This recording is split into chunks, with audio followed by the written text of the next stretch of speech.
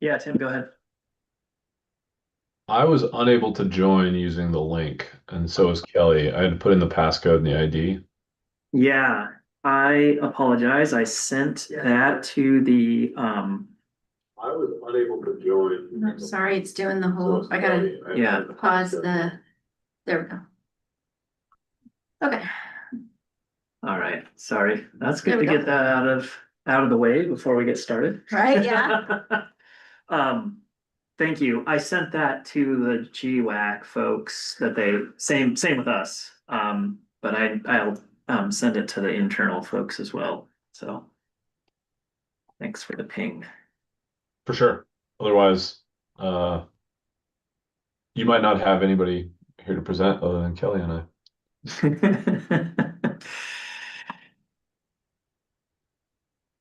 Let's see.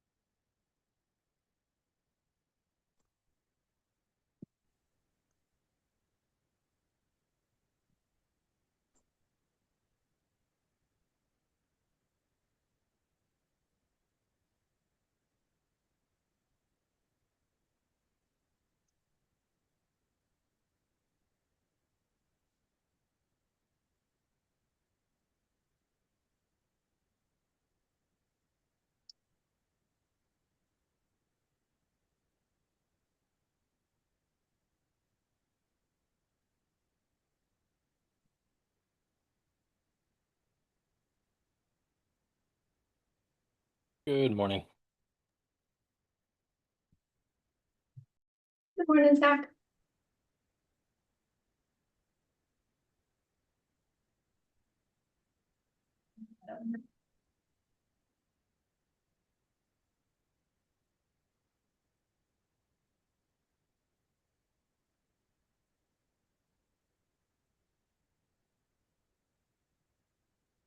Well, Zach, we've got 4 in the room and 2 online, so I think we've got a quorum. If we wanted to start at 9, I'll leave that up to you. Yeah, thanks, Justin. We've got, let's see, a minute more on my clock. Let's give it a minute, see if anybody else joins. And we'll get started in just a moment.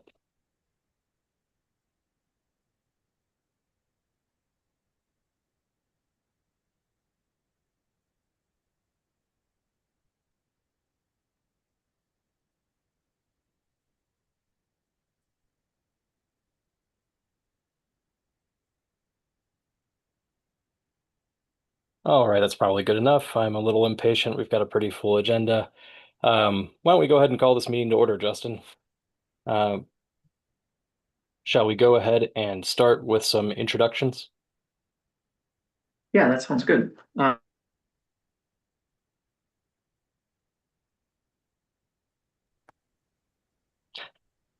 Farmer, critical groundwater area resident, Archie old man.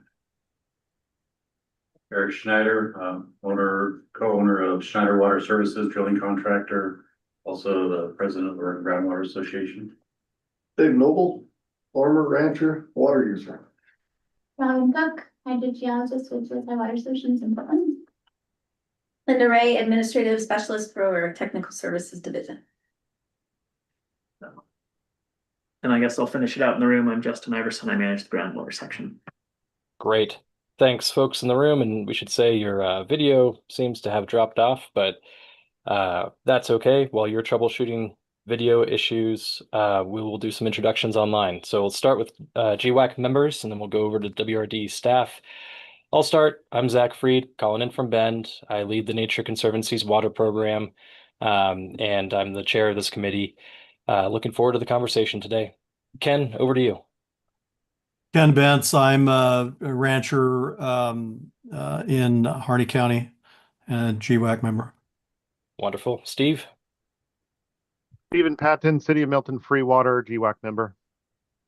Great. And let's do some department staff introductions online. Anybody who's online wants to introduce themselves, go ahead and hop in. Yeah, good morning. My name is Matt Day. I manage the enforcement section within the Field Services Division for WRD. I'm Tim Seymour. I'm the assistant manager for the groundwater section here at the department. Good morning, I'm Jason Spreet. I'm the East Region Manager for the Department of Baker City. Hi, I'm Laura Hart, Water Policy Analyst with the department. Good morning. Good morning. Oh, go ahead, Kelly. Oh, good morning, Water Policy Analyst, Kelly Mines, Water Policy Analyst.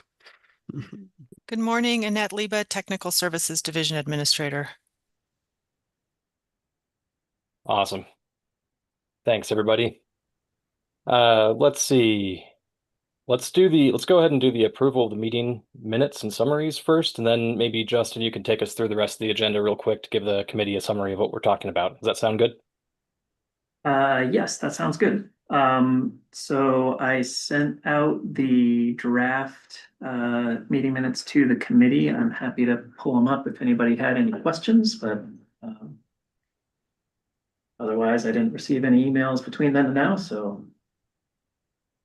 Yeah, and just to clarify, committee members were we're discussing right now both the meeting minutes from the June and July meetings, so the quarterly meeting as well as our bonus extra credit meeting in July. So if you have any questions or thoughts, feel free to speak up. Not hearing much discussion, feel free to chime in if you do have questions, but is there a motion to approve the meeting summaries? I so move.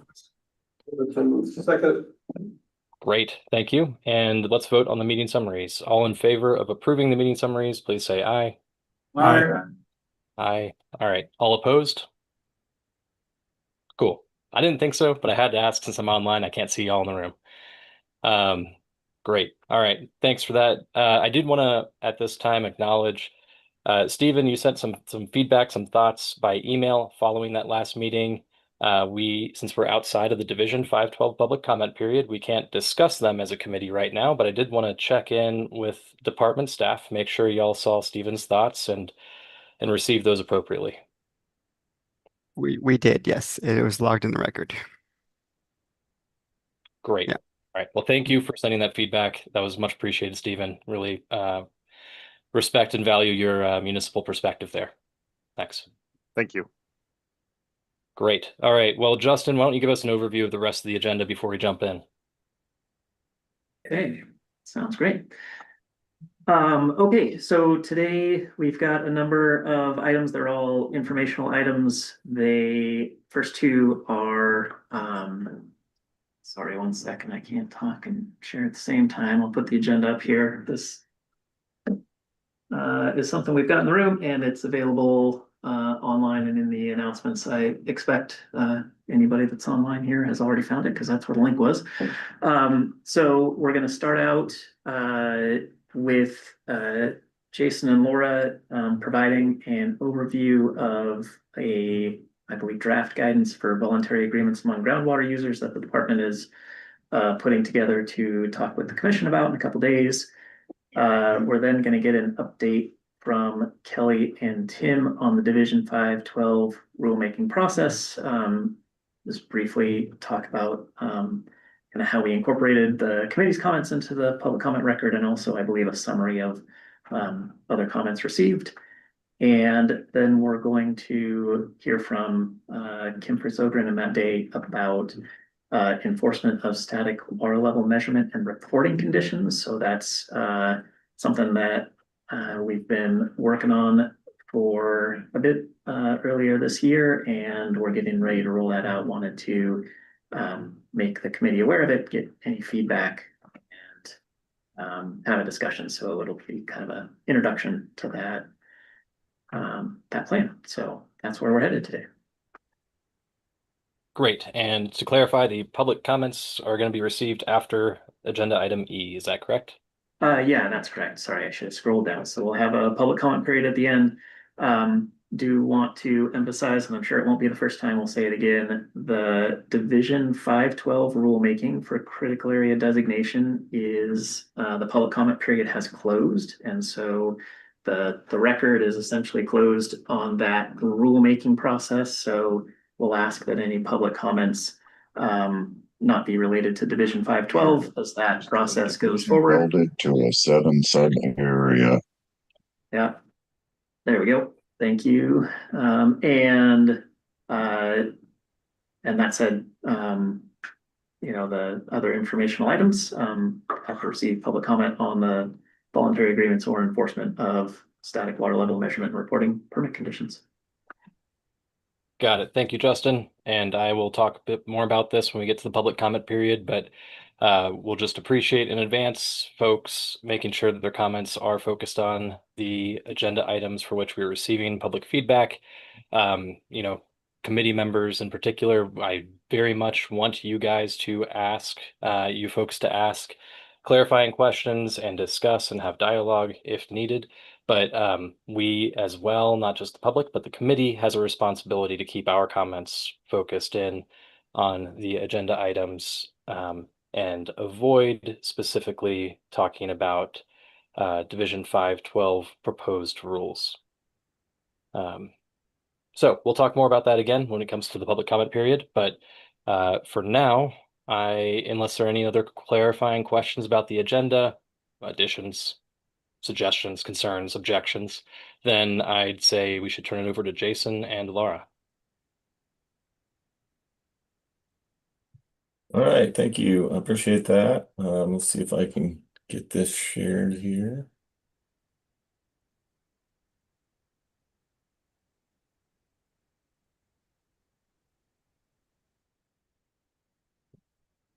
All right, can everybody see that okay?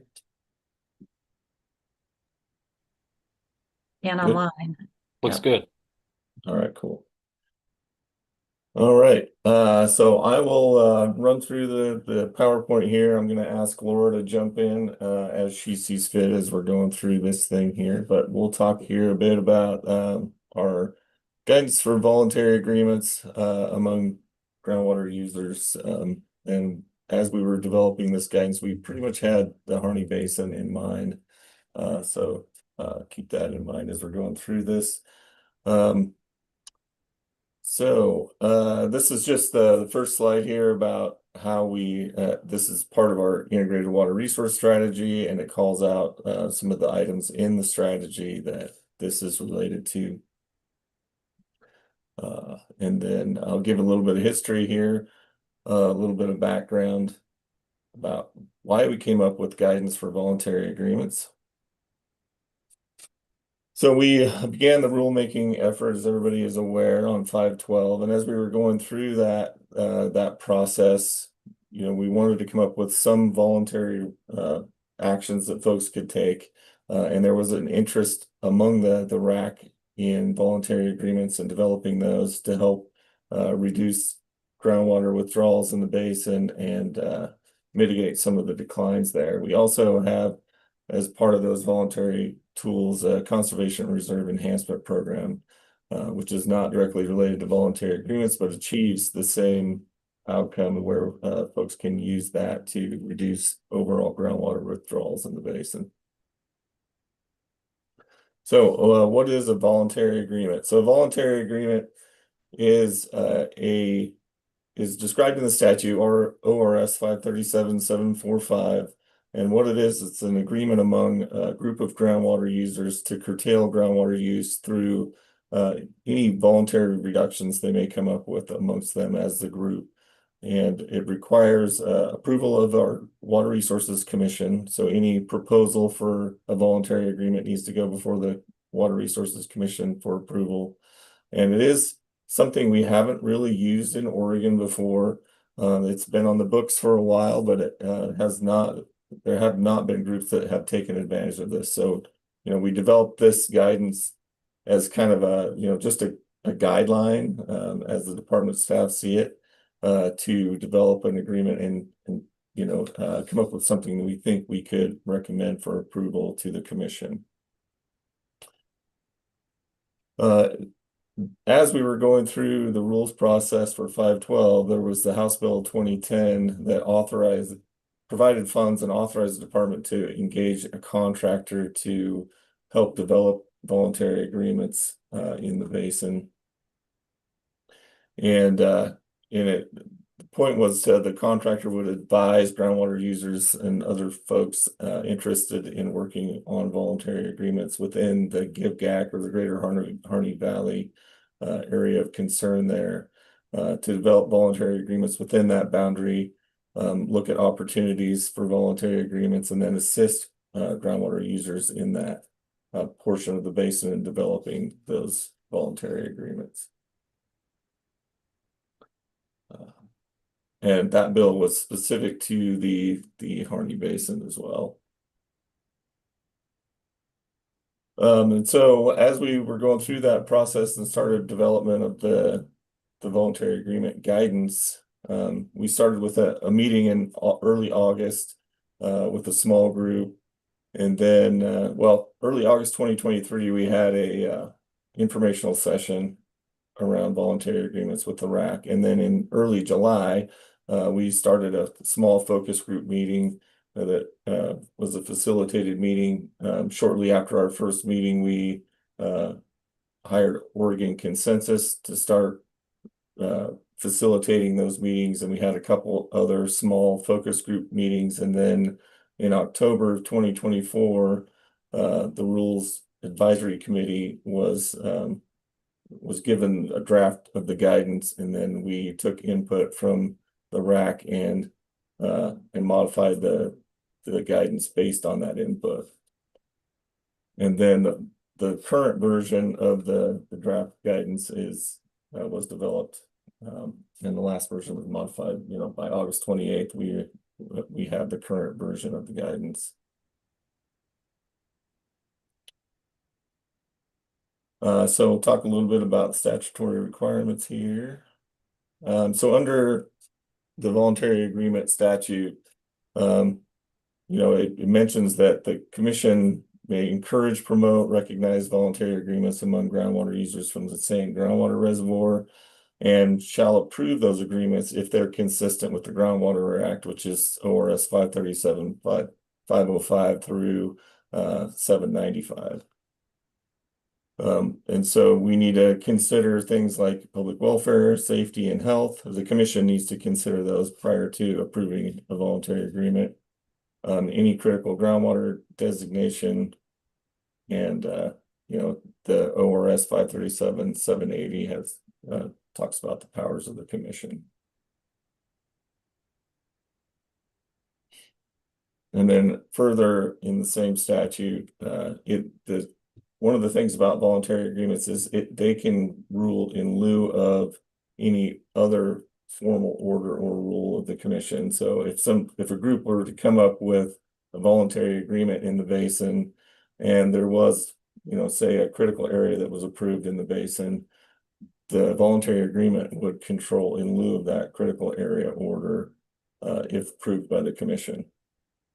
And then that same voluntary agreement can be terminated through just a lapse of time that's written out in the agreement, all of the consent of all the parties to the agreement, or an order of the commission if the commission finds that there is substantial non-compliance with the agreement, or conditions have changed in a way that the agreement is no longer aligning with the Groundwater Act. So we're getting into the guidance here. One thing I want to mention is this guidance is just what it says it is. It's just guidance.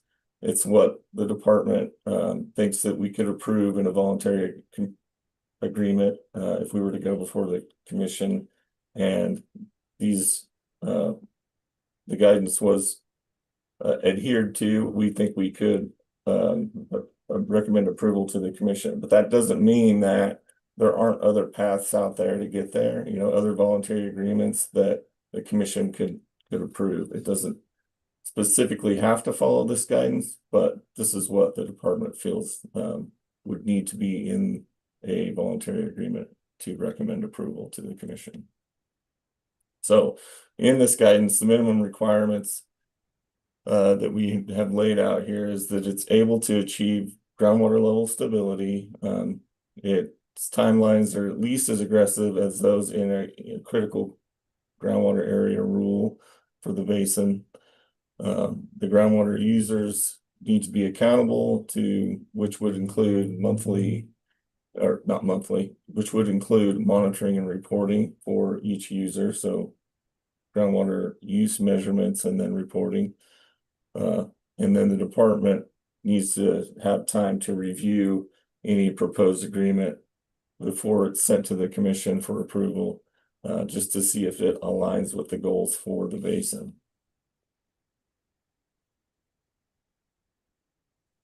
So some of the things that the voluntary agreements do and why they might be attractive to some users is the flexibility that can be incorporated, or we feel it could be incorporated into a voluntary agreement.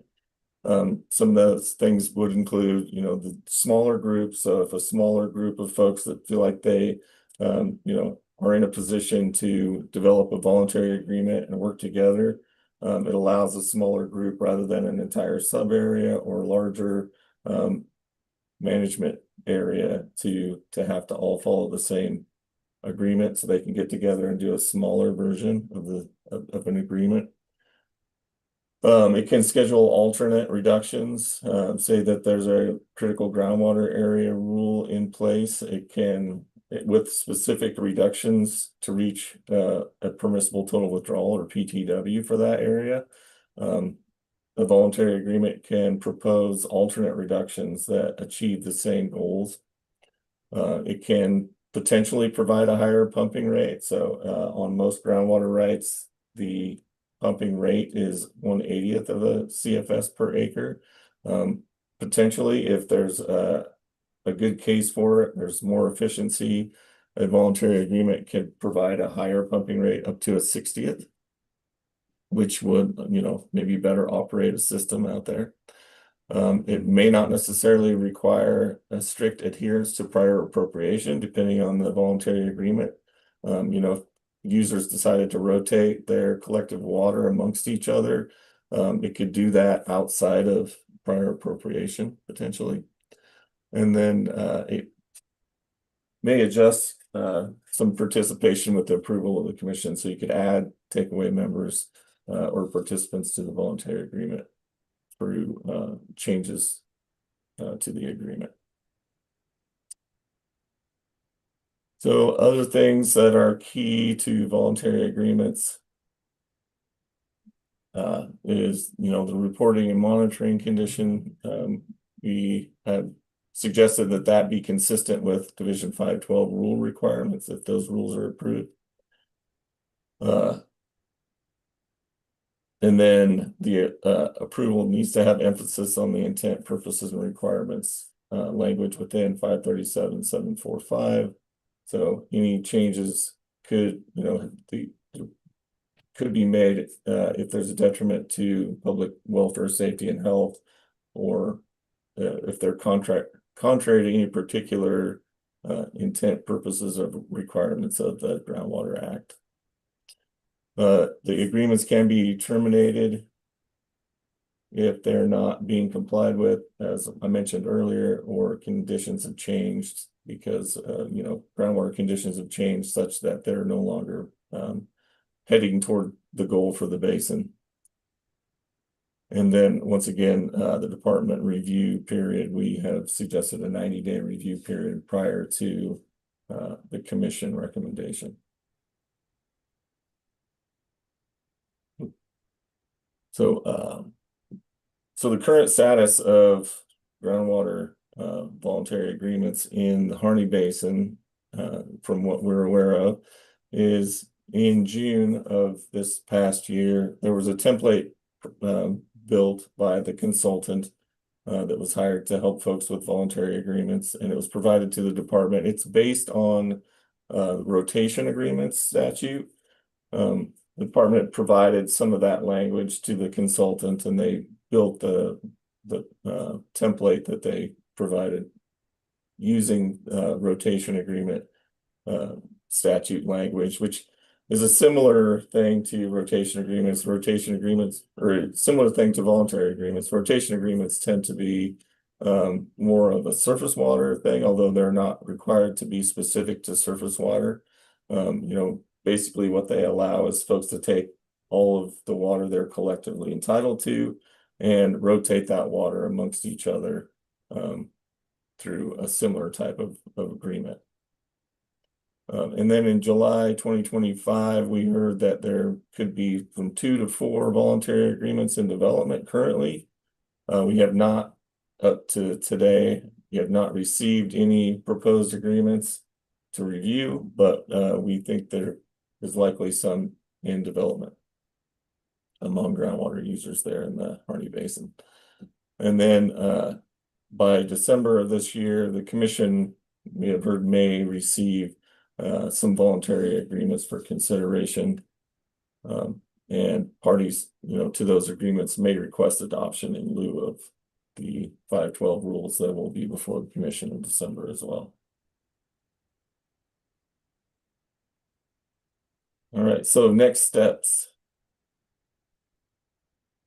So as I said earlier, the draft guidance is intended as just an interim to assist the commission in evaluating any submitted agreement for approval in the near term. But because the guidance was developed with the input of the groundwater users in the Harney Basin, the department isn't necessarily recommending any applications for other basins right now, but we're still evaluating whether we need to just keep guidance or if the rules in the future may need to be developed. And that's something the department will consider. So yeah, I think that the department is in a position where, we're still in the learning stage on these things, and we developed this guidance just to kind of give us some direction here. But as I said earlier, this isn't the end all be all of voluntary agreements, and there may be other options out there that the commission may consider. Hopefully I didn't run through that too fast. I asked Laura if she has anything to add here, but happy to answer any questions folks might have. Yeah, good job, Jason. I think you covered it. All right, thanks, Jason. Really appreciate the presentation. Committee members, I want to tee up a conversation, some dialogue here for questions and discussion. One thing I want to do to frame our discussion with Jason and other department colleagues is to think through voluntary agreements at a high level. Personally, I think these are important. I think voluntary agreements represent a really good opportunity for the state to work collaboratively with communities to find solutions that work for those communities and also achieve long-term sustainability. The framing I'd suggest for our conversation is, sure, this conversation right now is about voluntary agreements. It's a statewide conversation. It is catalyzed, no doubt, by the Harney Basin conversations and the Division 512 rules. I want us to have a dialogue about this. I want you to ask your questions to Jason, but please try to stay away from commenting specifically about the 512 rules.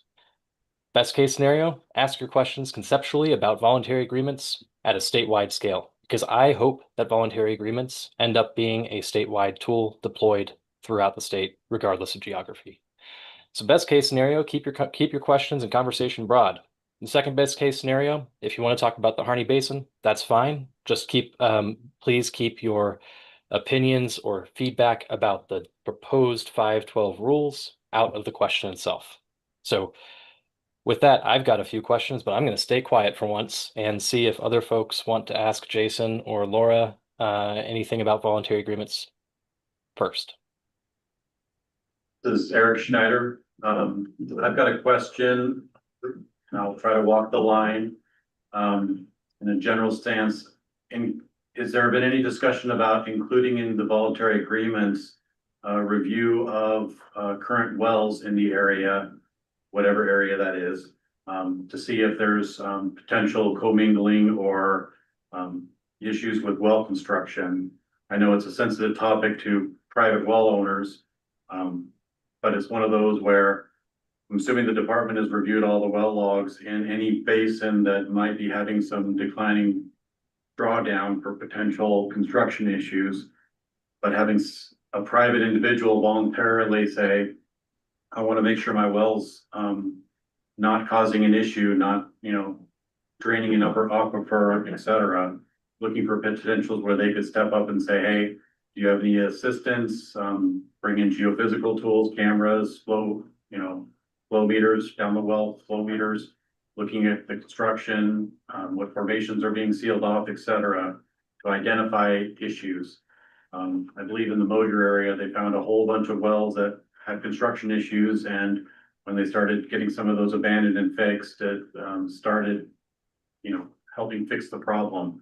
It wasn't necessarily about over pumping. It was about, we have some wells out there that are very old and are not up to standards and are causing issues. So is there any voluntary process or thoughts about adding that in the future?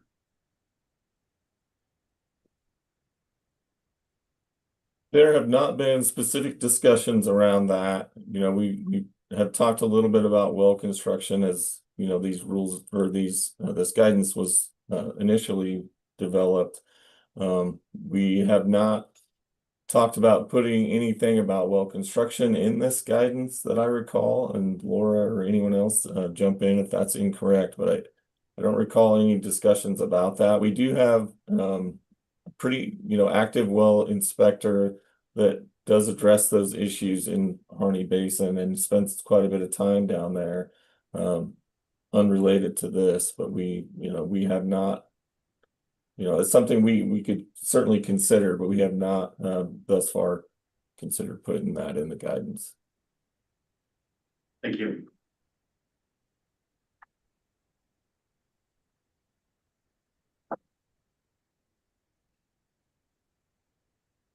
Other committee members, thoughts, suggestions, questions?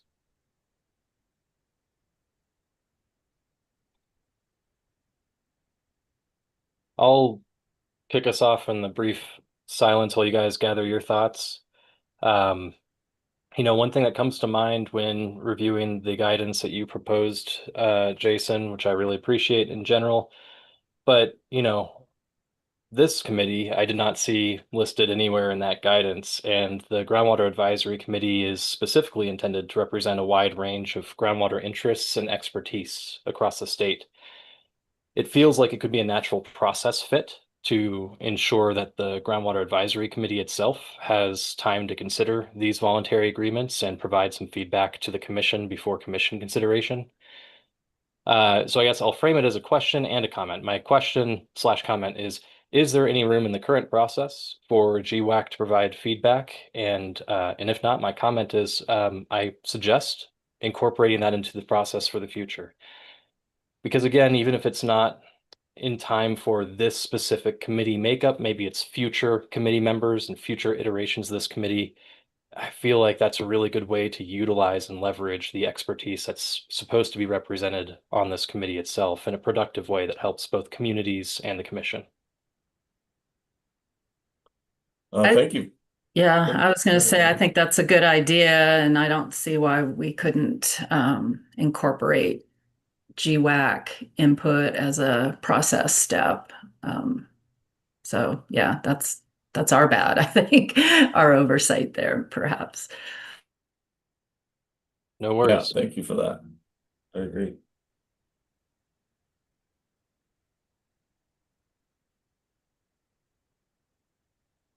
All right, I got one more for you while I'm waiting for other folks to chime in. Look, first off, I want to acknowledge that in our July meeting, we heard quite a bit from public comments about the opportunities for voluntary agreements and the need for them. And I want to tie that into this idea that voluntary agreements are intended to be statewide. This guidance is, I think, intended to be statewide guidance for voluntary agreements regardless of geography. So can you talk a little bit more about the decision to tie in the measurement, monitoring, and reporting requirements to the proposed Division 512 rules? What's the logic behind that rather than having separate guidance or independent guidance from the Harney Basin specific rules? I'm sure I completely understand your question, Zach, but the point of putting in measurement and reporting requirements for the guidance is, we anticipate that any guidance that or any voluntary agreements that are developed and approved by the commission will need to be monitored closely to make sure that folks are staying within the agreed amount of pumpage for that agreement.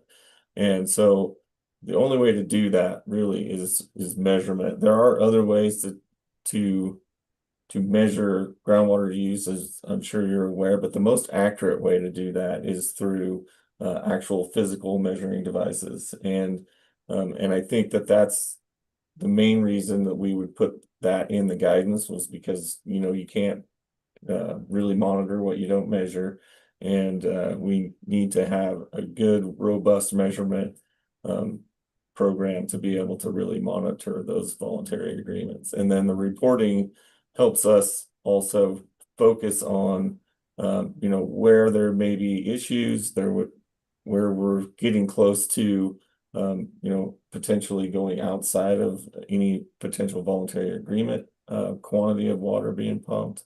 We want to make sure that we have that reported data. We have limited amount of staff, watermaster staff out there in the field, and they just can't hit every well to physically monitor those flows. So we need that reported data to help us do that. So hopefully that answers your question. If not, please let me know. Well, and I just wanted to add, to your point about statewide versus Harney. So we did pivot, right? So the intention is that there's a reporting and monitoring requirement, and those requirements would be consistent with basin program rules, right? Whatever, reporting and monitoring is required, but because in the near term, we're anticipating agreements potentially being submitted to the commission for their consideration. We wanted to provide guidance that was Harney specific. And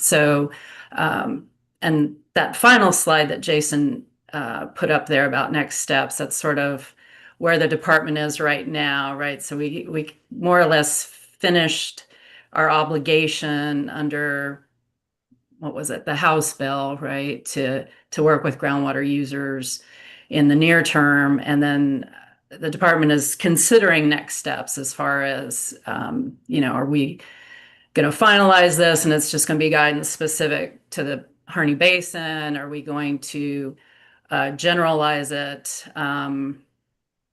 to be statewide guidance, or are we going to pursue statewide rulemaking? So I think we're still deciding what the best approach is and where the need is, but that's sort of why we've tied the reporting and monitoring to 512 in this interim step. Got it. I appreciate that distinction. And obviously, I'm totally in favor. I think voluntary agreements need to have accountability and transparency in order to succeed. I think when you think about exporting this guidance to be, or scaling it out to be broader, I would suggest doing something along the lines of saying the monitoring and reporting requirements align with basin rules, or if basin rules don't exist, then here's the minimum standard for monitoring and reporting. Something like that allows it to be independent and separate from specific basins.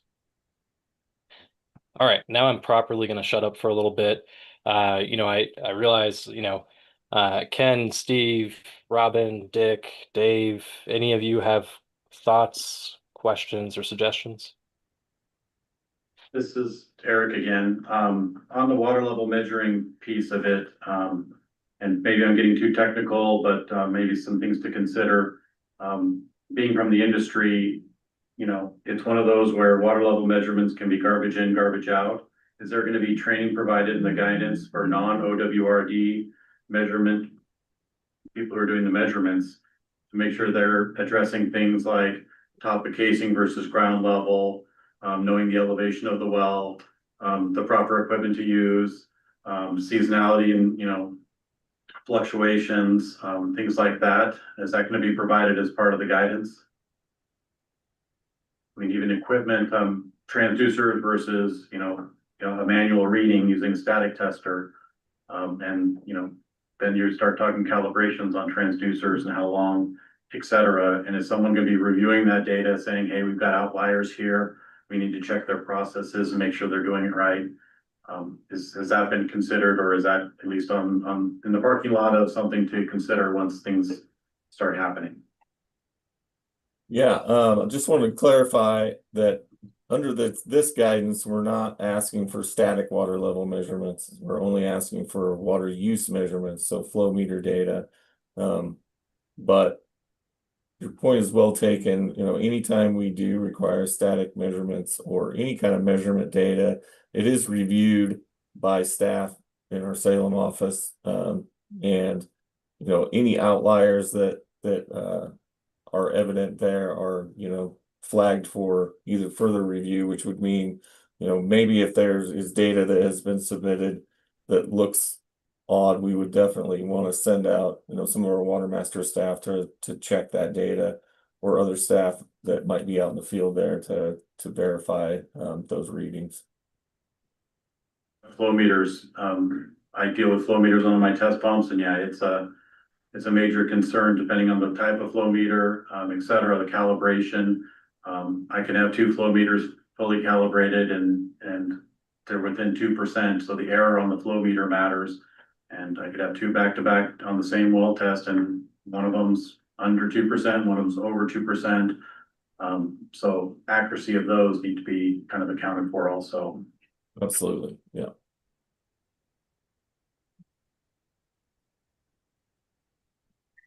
I will add to that if I can. I think we'll get to that topic a bit in 2 more agenda items when we talk about the water level monitoring and reporting. And so we can bring that back then, but we'll get back to it. Perfect.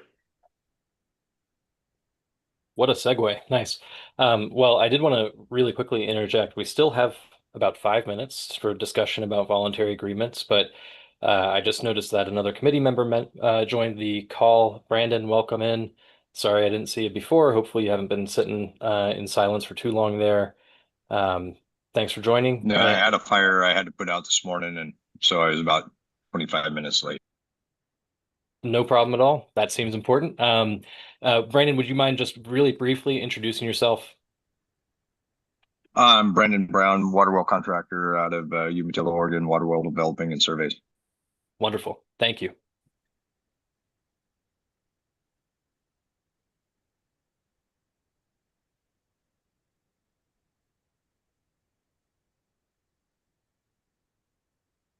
And one question about voluntary agreements. You guys mentioned a template that existed. If you haven't already, and maybe I just missed it, could you share that template for voluntary agreements with the GWAC by email or something so that we can see what that looks like? Yeah, we can do that. It's included with or it will be, I guess, with the commission materials, but we can definitely email that to you as well.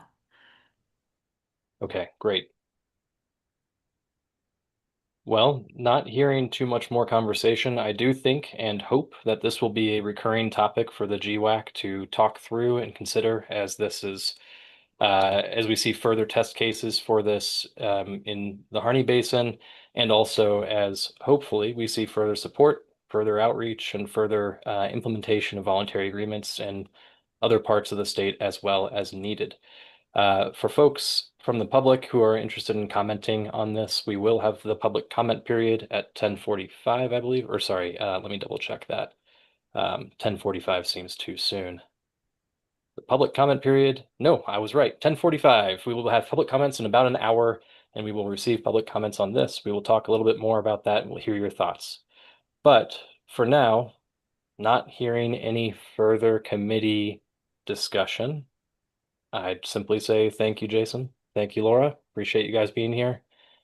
And I will look forward to continuing the conversation. Thanks, Zach. Yeah, thank you. Great. And it looks like Tim and Kelly, we will hear from you as an update about the public comments received on Division 512 next. Thanks, Zach. For the record, I'm Tim Seymour. I'm the assistant manager for the groundwater section here at the department, and we're going to give you a quick rulemaking update on 512. As has been past practice, we like to present new information that we are going to be presenting to the commission, to this group, for review and comment. So if you go to the next slide, Kelly, we'll jump into it. So first off, I'm going to talk a little bit about the Harney portfolio, then I'm going to turn it over to Kelly to talk about themes and comments, and he's going to wrap it up with next steps. So if we go to the next slide. We wanted to remind the commission of the work that we have done in the Harney Basin. And the next couple of slides are really to help illustrate the breadth of work and the time that has been put into this process. So back in 2015, 2016, there was a Division 512 update. The rules were updated. The basin was restrictively classified, and then a whole breadth of work began. Place-based water planning, a grant was awarded there in 2016, and that work is ongoing currently. The USGS groundwater study, which supported or provided the underlying science for this rulemaking, went from 2016 to 2024. During that time, there were 18 groundwater advisory committee meetings. There were a number of wells installed, observation wells, specifically to help expand our observation well network out there. We did some geologic mapping. Agromet stations were installed. An eddy covariance station was installed. Business case for investing in water was initiated and completed. And then we've done a bunch of CREP, technical assistance, and funding there. And then in the 2022 timeframe, the Division 512 rulemaking was initiated again to update rules. And so if we go to the next slide,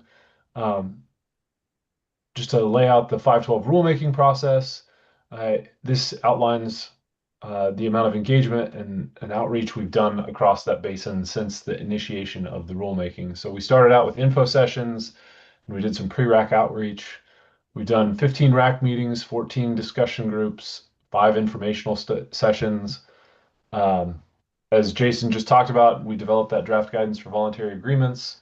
An economic impact study was done by Eco Northwest and included in our fiscal impact.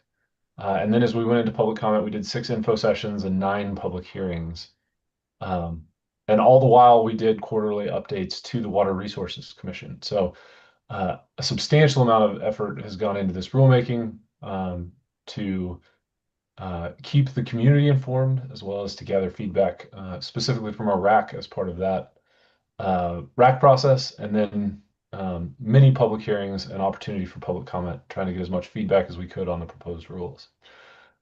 And then the next slide, I just want to point out that all the while we have been maintaining our observation well network, as well as our permit condition water level program. So this map in red shows the 89 wells that we visit quarterly. I guess not all 89, because 26 of those 89 have recorders in them. So data loggers, transducers that get high frequency data, usually hour or more frequently. And so the red dots are quarterly wells that are manually measured. The blue dots are wells where we have transducers and high frequency data. And then the green dots are permit condition wells, which are required to submit static water level measurements to us. And so we've been maintaining this quarterly observation well network and then the annual permit condition wells throughout this entire time, and using that data to inform our work. And so I wanted to make sure that this group understood the breadth of data we have for water levels across the basin. So now I'm going to turn it over to Kelly, and he's going to dive into the themes of comments. Great, thanks, Tim. For the record, Kelly Mines, policy analyst, rules coordinator for this 512 rulemaking process. And so what I'm going to talk to you guys today, as Tim said, is kind of talking about the themes of comments that we received. And so how the conversation is going to go is I'm going to go to different themes and the types of comments that we heard under those themes. I want to kind of preference this conversation that it doesn't necessarily capture all of the comments that we receive. There are one-off comments that we couldn't really fit necessarily in one of these themes, but those comments will be captured in our December meeting, when we prepare a staff report, and we will respond to all comments there. So really the intent today is just to show you, here's what we've heard in a broader sense. Here's what we've heard in the comments, and then come December, we will further delineate and filter down into specific comments and give responses. So as Tim said, we've put together about a 2-month public comment period.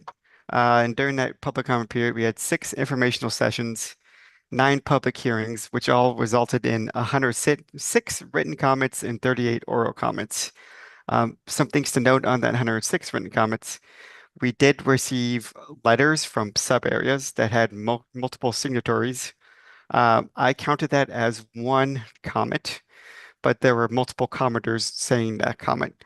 And also, when you further delineate the 106 written comments, it results in 650 individual comments on different aspects of the rules and policy of the rules. And so let's get into the themes here. So the first one we're going to talk about is the target water level trend, right? So just as a reminder, the goal of the Vision 512 rules stated is to achieve a target water level trend of 0 decline in 30 years. And so the types of comments that we were seeing is, 1, we've got support for stabilizing the water in 30 years and using the target water level trend as the goal.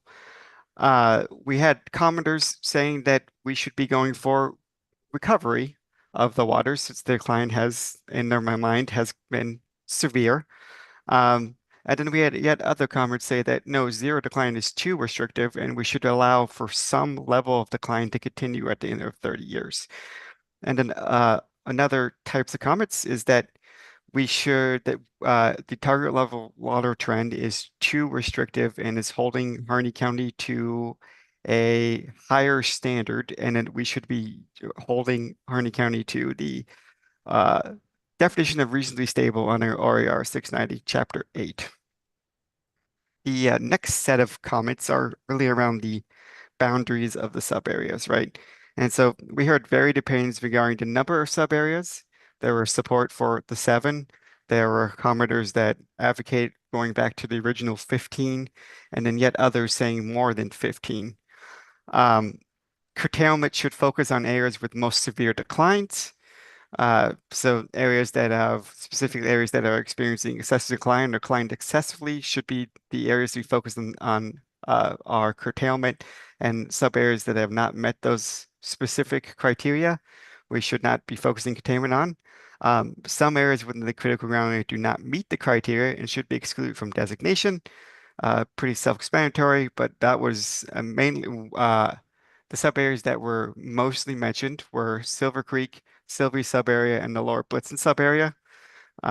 Each sub area should be its own critical groundwater area. And instead of designate the entire Harney Basin the critical groundwater area, we should designate each sub area its own and have its own management plan. And then specific adjustments to boundary lines. These are comments that my water right has been cut in half by the boundary line. Can you adjust the line so my water right is in one sub area and not in 2? Those are basically those types of comments. Next is the permissible total withdrawal, which is just the allowed volume of water to be pumped. So in areas, some of the major comments, so in areas that do not meet criteria, we should set the PTW as the current use for those areas. We also had varied opinions on the PTW values. Some say they are too strict, others say it's not strict enough. And then there were suggestions on what the PTW should be for each of the 7 sub areas. In terms of municipal use, so just as a reminder to the committee, for our initial allotment, for municipal use, we are going to look back the last 5 years, 20 to 2024, and determine their highest known use, and then give them 10%. And then at each 6-year check-in period, we'll look back 5 years, look at their maximum use, and then give them 10% more of their maximum use. And so got a lot of commenters on this. The first one is rules impose disproportionately severe restrictions on municipalities. The argument there is around the third bullet. Actually, municipal use is small compared to agricultural use. So the commenters there is that municipal use is way smaller when you compare it to actual agriculture and irrigation use, and our restrictions are just disproportionately impacting them. Municipal water rights have unique legal status and should be excluded. So commenters arguing or suggesting that we exclude just municipal water rights. Rules should allow for emergency uses. So write language in the rules that allow for the municipalities to go above what they're allotted, just in case of emergencies like fires and whatnot. And then rules do not leave enough room for growth and use and disincentivize conservation. So argument there that 10% is too little, and then the rolling average that we use. So say, for example, in 2020, 2024, they do conservation programs that won't necessarily be reflected into the allotment in 2024. In that 6-year adaptation period, we are going to capture that conservation plan, and they're going to have less water for their maximum use. So we're disincentivizing conservation. There is what the commenters are saying. In terms of implementation, right? So this is mainly around adaptive management and our initial allotment. That's this theme here. As I said in the sub-area boundaries, but curtailment should focus on those sub-areas that meet decline excessively and excessively declining. We've had commenters that suggest that the adaptive management plan should include springs and streams, GDs, and domestic wells as checkpoints at the checkpoints. And then commenters suggesting that we remove the 2028 adaptive management check. So just as a reminder, as the rules are written now in 2028, if there are specific requirements, and Tim, can you maybe help me with the specific requirements? I can't call them off the top of my head. But if there are specific requirements that are met in the sub area, we will not curtail the 40% in 2028. We had varied opinions on the duty limitation. So again, as a reminder, during our initial allotment, we are going to give every water right 2.5 acre feet duty. So varied opinions were in support of 2.5. Other opinions saying that it's too restrictive, it should be 3, and then either other opinions that say that it could be lower than 2.5. And then rules should allow for curtailment to be reversed. So those commenters are saying that during our check-in periods for adaptive management, if water levels are much higher than expected, then we should turn back on water rights. And then suggestions of range used for initial allotment analysis. So when we go into our initial allotment process, we're using a 5-year range, and we had commenters suggesting that 5 years is good, it should be 10 years, it should be longer, those sorts of comments. Tim, did you manage to pull that up? Not to put you on the spot. I did, Kelly. So basically, we're going to look at the. Wait, sorry. Hey, Tim. I'm sorry. I want to jump in here. I just want to. I appreciate the impulse to give a reminder of what the rules actually say, but I want to keep us focused on summary of the implementation as opposed, or summary of the comments received as opposed to specific rule language that may or may not be out there. Because again, public comment period's closed, so this is a summary of what we received in the public comment period, and what we're going to do with it is really the intent, not to rehash what the actual state of the rule language is. So thank you. And thank you, Justin. Appreciate it. Thanks for the reminder. Okay, on to the reduction schedule, right?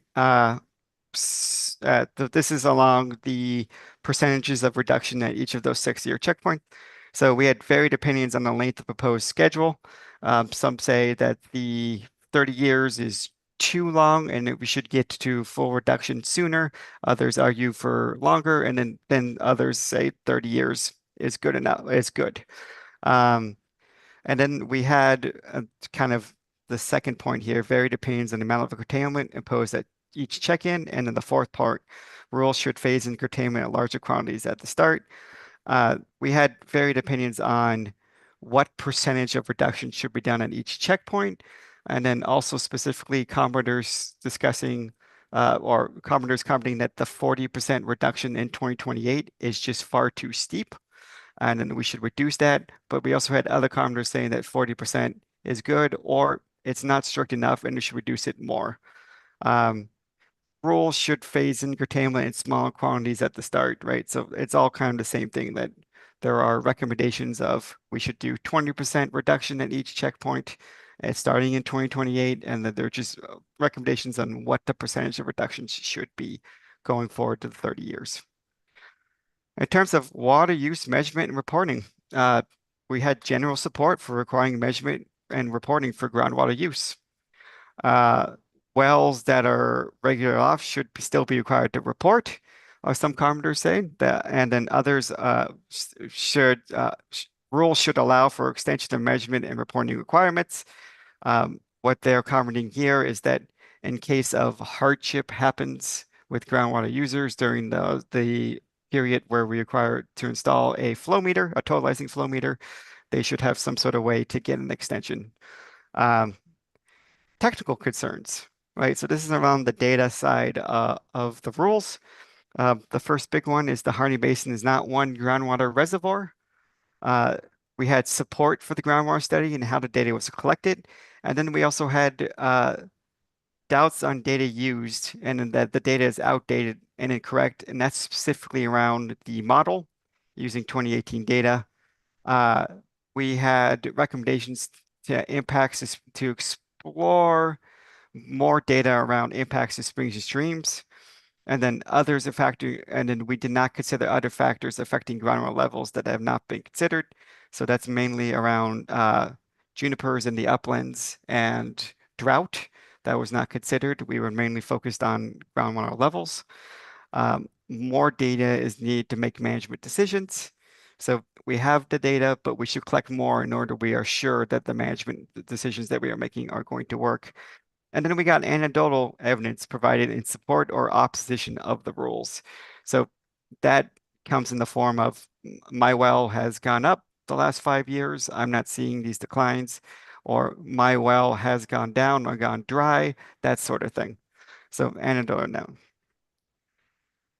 And then we had comments on impacts. So when we say impacts, we're talking about economic, environmental, and domestic wells, right? So in terms of economic, starting at the top here, OWD has not minimized economic impacts, and OWD should compensate for economic loss. In terms of domestic wells, we had support for stabilizing ground levels to stop more dry wells. But then we also had commenters saying that the rules do not go far enough to protect domestic wells. We have support for stabilizing ground levels to protect the environment. So that's springs, streams, GDEs, that sort of thing. But then again, we had commenters saying that we are not sufficiently protecting the environment. And then in terms of environment impacts, we are not considering the impacts of fallow land in terms of like soil degradation and whatnot in terms of fallowing of land. And I hope you're kind of seeing a theme, right? We are getting a broad range of support or no, we don't like it, and in between the middle here. So we're hearing all sorts of, we're hearing the spectrum of comments. Rulemaking process, right? So this is mainly on the RAC process and how it went. So we had comments that the physical impact analysis higher Equinor West did is just, it's not sufficient. The economic impact analysis should consider the beneficial impacts to the future generations. So our economic impacts mainly focused on the present and was more of a negative tone. And then we should have made an argument that future generations will be affected in a positive light. Rulemaking was grounded in peer-reviewed science and transparent multi-year process. So support for the rulemaking process, as well as rulemaking, the content of the proposed rules reflects the conversation with the community over a decade. So we had support, and then we had concerns about the RAC process specifically. So OWD has not answered all the questions asked during the RAC process. We did not properly engage with local governments in the Burns Paiute tribe. And then concerns about outside influence on the RAC. So those were comments mainly around the discussion group and how those were handled. Voluntary actions, similar to what Jason was talking about. So we had commenters say that we should prioritize voluntary approaches over regulatory approaches. We should allow the community to achieve sustainability in their terms through voluntary actions. And then we had acknowledgement that the department has shown commitment to collaboration through place-based planning and groundwater study advisory committee. So those were kind of the themes of the comments that we've got. And so really our next steps, the last 3 weeks, we have just been processing the comments and kind of sorting them into these themes. So the next steps would be to now evaluate those rules, the comments, make rule revision when we see as appropriate. And so we'll be doing that between now and October. Then we'll be preparing the staff report, which includes responses to all comments received. And then in December, we'll go to the commission meeting and ask for adoption. And that is what we have. So Zach, I'm going to throw it to you. Welcome to take any questions. Great. Thank you, Kelly. Appreciate the summary of the themes, and thanks, Tim. Appreciate the review of the process and the data. Committee members, we have some time to ask clarifying questions. You heard Justin. We trust y'all. Don't veer into providing comments or opinions about the proposed rules themselves, but please do feel empowered to ask questions about the themes that Kelly summarized or the information that Tim presented. So dialogue is welcome. Just the sideboards. Any questions or feedback for Kelly and Tim? Kelly, this is Robin Cook. I guess my question, I know it sounded like everybody was sort of all over the place, in favor or against. Did it lean one way or another in general, or was it a pretty even split? I would say it was a pretty even split. Yeah.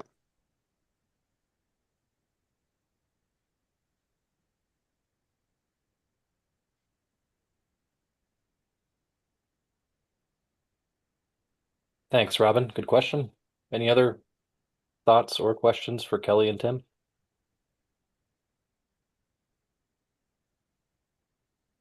Come on, Ken, you seem thoughtful. No, all right. Well, in that case, I would just say thanks, Kelly. Thanks, Tim. Appreciate the summary. Thanks for diving through that. I know that was a lot of public feedback received. So I hope that committee members and I hope that commission members review all of those public comments that were submitted. There was a lot. It will take time, but it's powerful. It's important to do. And it's good to see how people are thinking about the processes and the data and the themes of the proposed rules. So with that, unless there are any last questions, we will move on to asking Kim and Matt to talk about enforcement of static water level measurements. Welcome in, Kim and Matt. Good morning. Awesome. Am I good to share my screen, or Justin, do you need to do that from yours? I think you can share directly, Kim. Awesome.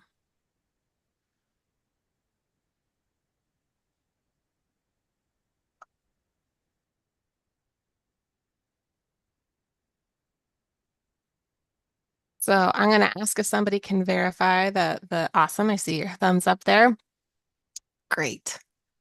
Well, once again, good morning, everyone. For the record, I'm Kim Fritz Ogren. I'm the Field Services Division Administrator here at the Oregon Water Resources Department. And as Zach noted, joining me for this conversation is Matt Day, our Enforcement Section Manager. And then when it comes to some technical questions, we're going to phone a friend and bring in Justin Iverson as needed. So we're going to be talking about a project and an effort that the department is engaging on to increase compliance with static water level measurement and reporting conditions. This group, with your expertise, knows a lot about this, but I want to just cover some basics as we get started. So this is a permit condition that the department has been including in groundwater rights issued since around the late 1990s. And it is about, the condition applies to about 3,600 points of appropriation, or a little over 1,800 groundwater rights. Typically, the condition requires measurement of a static water level in the spring, often March or April, but that is specific to the individual water right, as is the frequency of reporting in that water right. So for some water rights, they are required to measure and report annually. Others, they are required to just measure and report one reference level, and others for a specified number of years. And so with this project, our goals are twofold.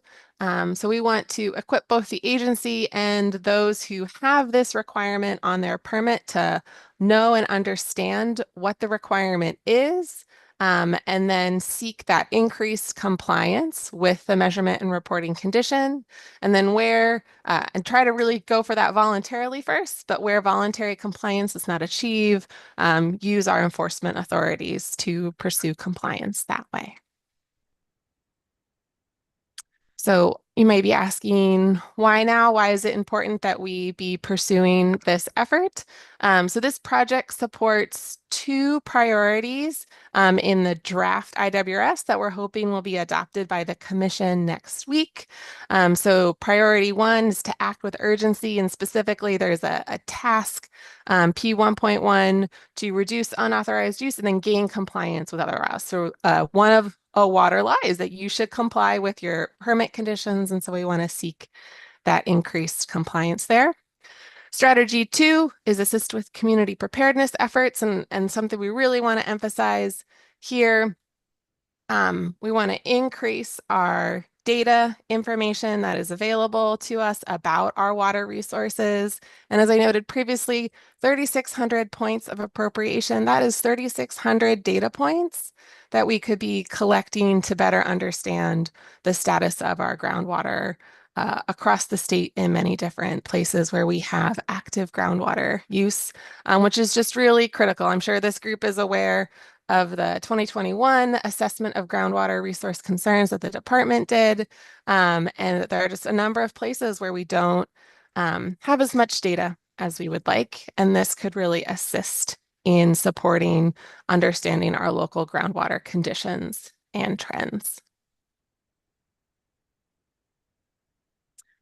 When we're talking about where are these groundwater rights across the state, they are not distributed evenly geographically. As one might expect, the greatest number are in the Northwest region. So here on the map, the blue numbers are the number of groundwater rights with the condition per OWRD's different regions, and then the brown are the points of appropriation. So the region with the greatest number is the Northwest region, mostly in the Willamette, though some on the coast as well. And then the region with the fewest is the Central region. And if we dig a little further to try to refine that, here is a map of our water master districts as an agency and the geographic distribution of these rights with this requirement sort of active this year in 2025. So those who are required to report in 2025. So once again, as you might expect, the districts with the greatest number of water rights with this requirement are in that Northwest region. So specifically, districts 16 and 22 have the highest there. And I'm gonna move the little zoom camera. And those with the district with the lowest is District 7 out in the Wallowa Basin. And so what we are doing with this requirement is moving into an updated requirement cycle. So this requirement has existed in the permits for a while. And for several years, we've been doing some outreach through sending reminder letters to folks that they need to submit a static water level measurement. And then a number of folks have been doing that reporting. And this year, we're sort of adding those latter two steps and having an increased emphasis on outreach. So we want to get the word out to folks, make sure that they know if they have this permit condition and how to comply, support them in that measurement and reporting period. The best way to submit a measurement is via our website, but I believe there is a paper option as well. Then we're doing that compliance review. And then in future years in the summer, we'll follow up with that regulation and enforcement. But to get us started, since we are in this transition period, we're going to be doing some additional outreach this fall and giving folks extra notice of their compliance status in the fall. So our enforcement process that we're beginning here in a couple of months is issuing notices of violation to those who did not report at all in 2025. Okay. So we're targeting and hoping to send out those notices of violation around November 1. And our assessment of compliance this year is that's about 428 water rights who did not comply with that measurement and reporting requirement at all this year.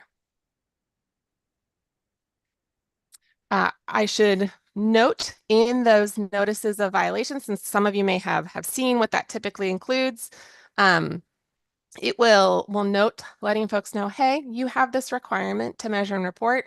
You did not do so in 2025. You need to do so in 2026. Here's where to look up and understand the specifics of your permit condition. And if you have any questions, reach out. We want to help folks get into compliance in 2026. So that would be in that typically March, April, right? So we're giving folks 5 months notice. We will send another reminder letter as we typically do in early 2026. That's January. That's going to go out to everybody. Okay. Reminder, you have this requirement. We'll we'll get folks to measure and report in that March-April timeframe, do that compliance check once again in May of 2026, and then pursue enforcement to those who do not comply. So for those who did not submit their measurement in 2025, and then once again did not submit a measurement in 2026, we will move to issuing a notice of assessment and asking, or those folks will be required to stop using water. And those where it's their first year of non-compliance, they will just get that notice of violation, like, hey, you didn't comply and you need to. Let's work to get you into compliance.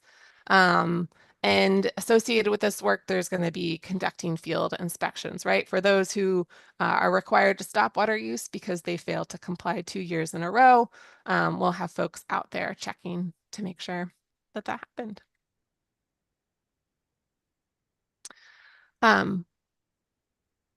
As I've noted before, achieving compliance with this condition is important for collecting that data, and that's really important.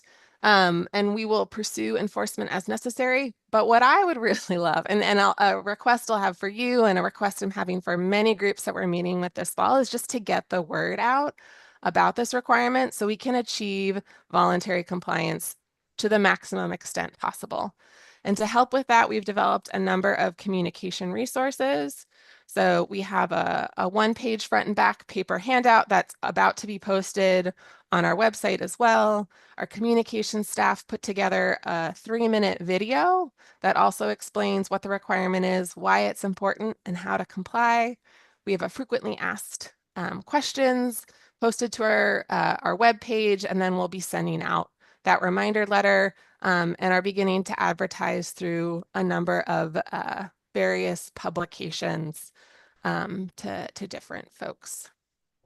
So I'm about to wrap up, happy to take questions on this topic, but I really do want to leave with this ask that if you could all join us in this campaign to collect this information and achieve compliance with the requirement, that would be awesome. Really appreciate it. And then I also want to note, as part of that, CWEs and other professionals who are qualified to take the measurements, you are likely to see an increased request in that service. So there's a business opportunity there for folks. So with that, oops, I did not add my phone number to the presentation as I should have. So I will follow up to get that contact information out to folks. But I'm happy to take questions now. Awesome. Thanks, Kim. Appreciate the presentation. I already see that we have at least one question from the room from Richard, and Eric, I'm sensing a vibe that you may have some feedback or questions as well. But Richard, I saw your hand first, and then maybe Justin, you can help moderate who goes next in the room, so I can, because I can't really see the owl. Go ahead, Richard. Good presentation, Kim. I enjoyed it. My question is the static water level information available online that's reported? That is a great question. And I think I know the answer, but just because I want to be sure, I'm going to defer to Justin. So answer is yes. We have the groundwater information system is what it's called. You can reach that from our website, and I can show a demo if folks want, but all the static water level info we have from the permit condition program is in there. If you look into the details, there's a who measured it, and PCPR, permit condition permit requirement, is a category or an acronym in there. So any data you see with the PCPR, that came from this program. So just to be clear, the department obviously collects data ourselves. We get data from other uses as well. So if the USGS collects data, we pull that in. If Robin collects data on an ASR site, we pull that in. If we get a pump test program, we pull that in. So there's we try and get all of the data that we have available online for folks to see and use. So is it filed under well number? Yes, correct. Yep, and we also have that map interface, so you can pan around and zoom into an area of interest and see where we have. I'm aware of that. available. Good. Thank you. Yep. Very good.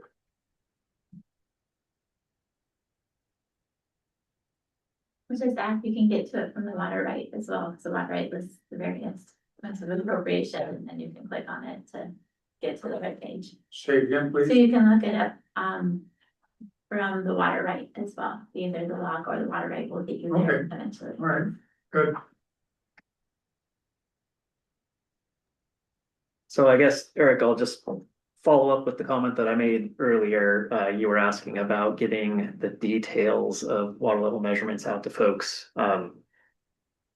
We have put together, as Kim mentioned during the presentation, a number of kind of outreach items. It's really focused on the permit holder, and it's not necessarily how you can take an accurate measurement yourself, though many permit holders are allowed to take their own water level, or to have somebody, especially if they have a large operation and somebody that does it commonly. In some permits that's allowed, but for most, it needs to be made by what we had as qualified individuals. So that would be well drillers or consultants with a RG or a PE, pump installers. Those are all folks that are authorized to collect and report this information. So we do have resources on the website that are more technical, and maybe it would be good to collect those. Like, just taking your comment into account, we should probably collect those with the overall outreach that we're doing, that again is focused on the permit holder, just to have that available. So all the voluntary section that we talked about before still is gonna be required to be done by a professional as far as the water level measurement.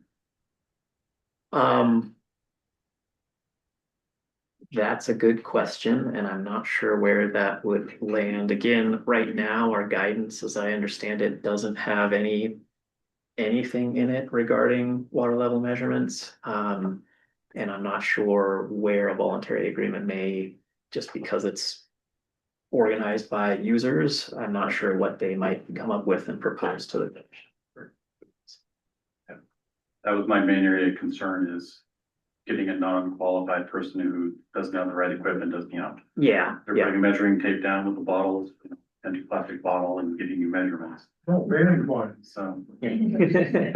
Yeah, and I guess I can point to one thing that I did see in that voluntary agreement guidance was a waiting period of, I think, 90 days was what they had for the department to review and provide feedback to the commission. And I think that would certainly be something where we would want to make a technical review of the proposal and have a comment on, how we feel about data collection under any voluntary agreement. Yeah. Okay. And on, the flow meters, I know it's not part of this, but the flow meters, the installation of it, I think Umatilla Basin, they're going out and actively looking at the flow meters and the installation. Yeah. Hopefully the voluntary will do that prior. One question I have is, I'm on board with, I'm in the business that will be taking water level measurements. So personally, I'm great, perfect. But we do a lot of water level measurements. Is there a process also for people to provide water levels on exempt wells, et cetera, that they go ahead and send it in and get it installed on anything from exempt wells to, they're having a concern with their well, they want to submit water level measurements and provide you more data for an area. But I know that's something separate. Yes, I appreciate that thought process.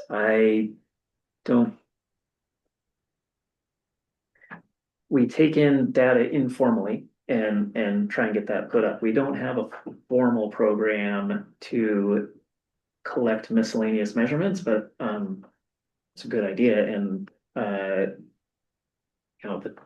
background tools of the data management are all there and exist. If we could create another, like, hey, this isn't a permit condition requirement, but we're accepting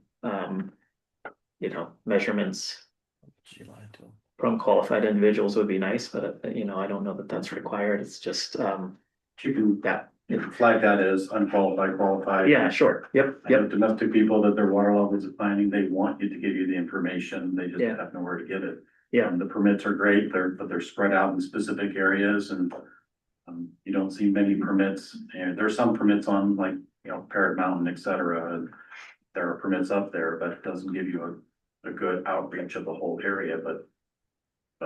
I'd be on board with that because I bought the normal measuring electronic tape and passed it around the neighborhood in my critical groundwater area. And I've actually started a log of surrounding wells. Yes, I'm not certified. I have loaned it out to the neighbors, they're not certified. But we can indicate whether we have increases or decreases in level because they're gonna measure it the same way every year. Right. Whether it's ground level or top of well or. So, I'd really be on board with that, to have some way to record that if it'd be possible. Yeah, thanks for that. And we'll work on it and report back. I will pile on a little bit. That does seem like a really good idea if the department can incorporate it and it doesn't feel like I may be underestimating the amount of people who may submit this, but it doesn't feel like it would be an immense workload. Justin, is it okay if we hold you to that and actually hear an update from you, maybe at a future meeting, either next one or the one after, about how or if there's a process to incorporate voluntarily submitted data? Yes, I can at least give an update. I'm gonna caveat that we've got a long list of potential projects, and there is what I like to call an action line to the prioritized list where we're working on some things and other things are noted for the future. So I will bring that up. We'll try and get it into our kind of roll down biennial work plans and see what we can do. Yeah, sounds good. Yeah, Justin, like we're not asking you to do this instead of spend time with your family or anything. We're just Yeah. saying like at some point can you like this seems like a kind of common sense, low hanging fruit kind of thing that maybe isn't a lot of work, but has a decent amount of payoff. So it would be good to Yeah. follow up on it, even if the follow-up is we need to think about this again in 6 months or something. Sounds good. You can hold me to that. Okay, great. Kim, I just had one question for you. I really did appreciate the conversation, your presentation. It sounds like, and I really respect your willingness to try to make sure that there's voluntary compliance before getting to the notices of assessments or NOAs. One thing that came to mind to me, 428 people, permit holders currently in violation. If I'm one of those folks and I'm genuinely ignorant, and I am an optimist, so this is how I think about things. If I just genuinely don't know that, gosh, I'm supposed to be measuring this sucker, if the first outreach that I get is a notice of violation, like an NOV, even if that's very gently worded, the fact that it says notice of violation feels a little threatening. It sounds maybe more aggro than it's intended to sound. I'm wondering if you have any thoughts or have the capability to send out maybe more educational, informational, like a postcard or something before getting to the notice of violation stage. Yeah, thanks, Zach. I agree, right? You never want like the first thing in the mail, you're like, wait, there's this, I am violating this thing that I genuinely was not aware of. And if you're not familiar with what a notice of violation is, it could feel really, really scary. And so what I appreciate from the groundwater section is that they've, for the last few years at least, have been making a really concerted effort to send out reminder letters so that for the most part, I can't guarantee with 100% certainty, this will not be the first interaction that folks have with the department. They've received that reminder for a number of years. Yeah, that makes total sense. Thanks. I must have missed that part. That adds up. All right. Any other thoughts from in the room or committee members online about the upcoming enforcement of static water level measurement? Yeah, I'd just like to add real quick to the end of what Kim just said. In addition to having sent out reminder letters, we've also done our best to lower the friction of actual reporting. So we've done a lot of work on electronic reporting, forms that folks can fill in. We have always provided, since I started, so at least 10 years, we've provided information about the well and the location and what it's been called and what the measurement was last year so that folks could compare and understand. Like, it's also a tool, right, for folks that own the water right? Like, it's a opportunity for them to observe what the water levels are doing and how their and other folks that use the same aquifer are affecting that aquifer. So we've tried to we've really focused right now on data that we can make publicly available to look at in whole, but I'll just say that we are and have in the past with these reminder letters, we've tried to help along multiple lines. So that makes sense. One more question. Maybe this is for Eric, actually, rather than Kim or Matt. Eric, 3,600 required measurements and maybe adding in an extra 428 in the next spring. Do you see that as being problematic for the amount of certified folks who are available to take those water level measurements? Or is there an abundance of qualified experts available to do that, or is that potentially a supply and demand issue? There's quite a few domestic drillers out there that are capable of doing those measurements. It's not usually done one time a year. It's more of you have to be consistently the same time. Your measurement has to be done every year. In places in the Willamette Valley that from a winter to end of summer, you have a 40-foot variance in static water levels that always, return back repeatedly, and got good history there. So if you're comparing the data, so it's just key that it has to be done year over year at the same time, which means you can spread that load over a full year and not just in spring. We've got 4,000 wells to measure. So I'll say yes, and that's true. And for the purpose of the permit conditions, there is a requirement for that spring high, so that year-on-year comparison can be made after the wet recharge season and before the start of the irrigation season. So yeah, I don't think that's on all permits though. Yeah, correct. So, but I would say most. Some have different requirements, but right now, it's not everyone has to do it in spring for the pumping season. It's spread out. So yeah, there's quite a few that do have that requirement. So we do acknowledge, Zach, that there is pressure on a particular time period. So, and as Kim mentioned in the presentation, we're really trying to reach out to OGWA, and we have our Well Said newsletter that goes out to many, if not most, of the drillers, and we're working with OSBIL's, Oregon State Board of Land Surveyors and Engineers, as well as the Board of Geologist Examiners, to get messages in their newsletters out. Like, we're trying to reach all the qualified folks and make sure that they're aware. Is there a possibility also, if they're having trouble finding a potential person, that they can request a well inspector to come out and assist them with doing a water level measurement? Not right.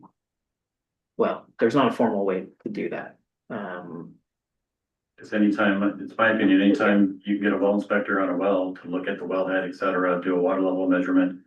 Do I think a lot of people will do that? No, but there's some that might say, yes, please, I'd love for you to come out and do a water level measurement. And that'd be a great service that wouldn't overly burden, I think, a well inspector, since, a lot of times they're driving right by areas where they could plan it or schedule it. So it might be something to consider. Okay. Chris has heard your recommendation.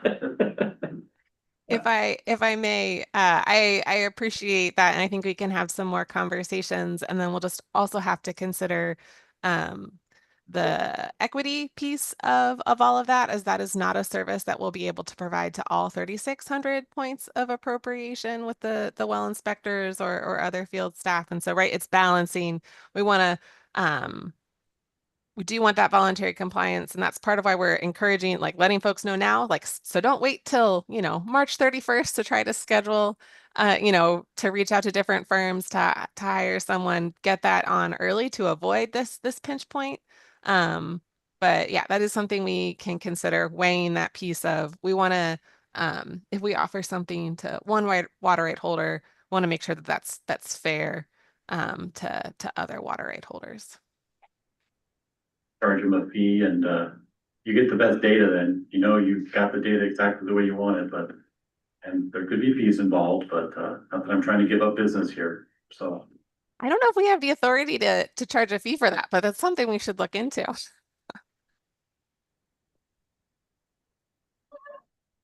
Great. Well, I appreciate the conversation. And Kim, I appreciated the clear request of the GWAC to be helpful in providing that additional lanes of outreach to folks we might know with permit conditions for future compliance.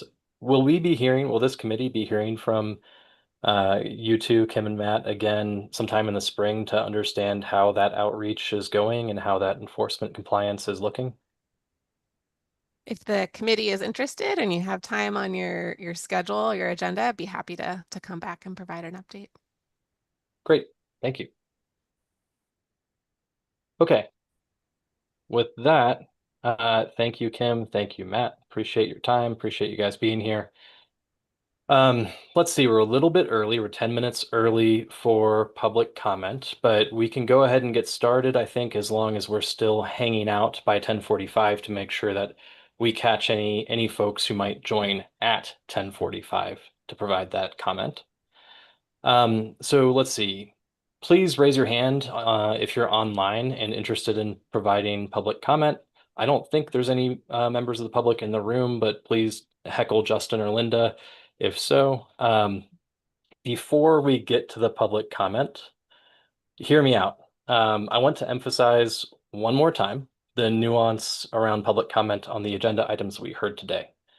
You heard from Justin a little bit earlier. There are policies, there are regulations in place to avoid hearing further feedback on the proposed rules after the public comment period has closed.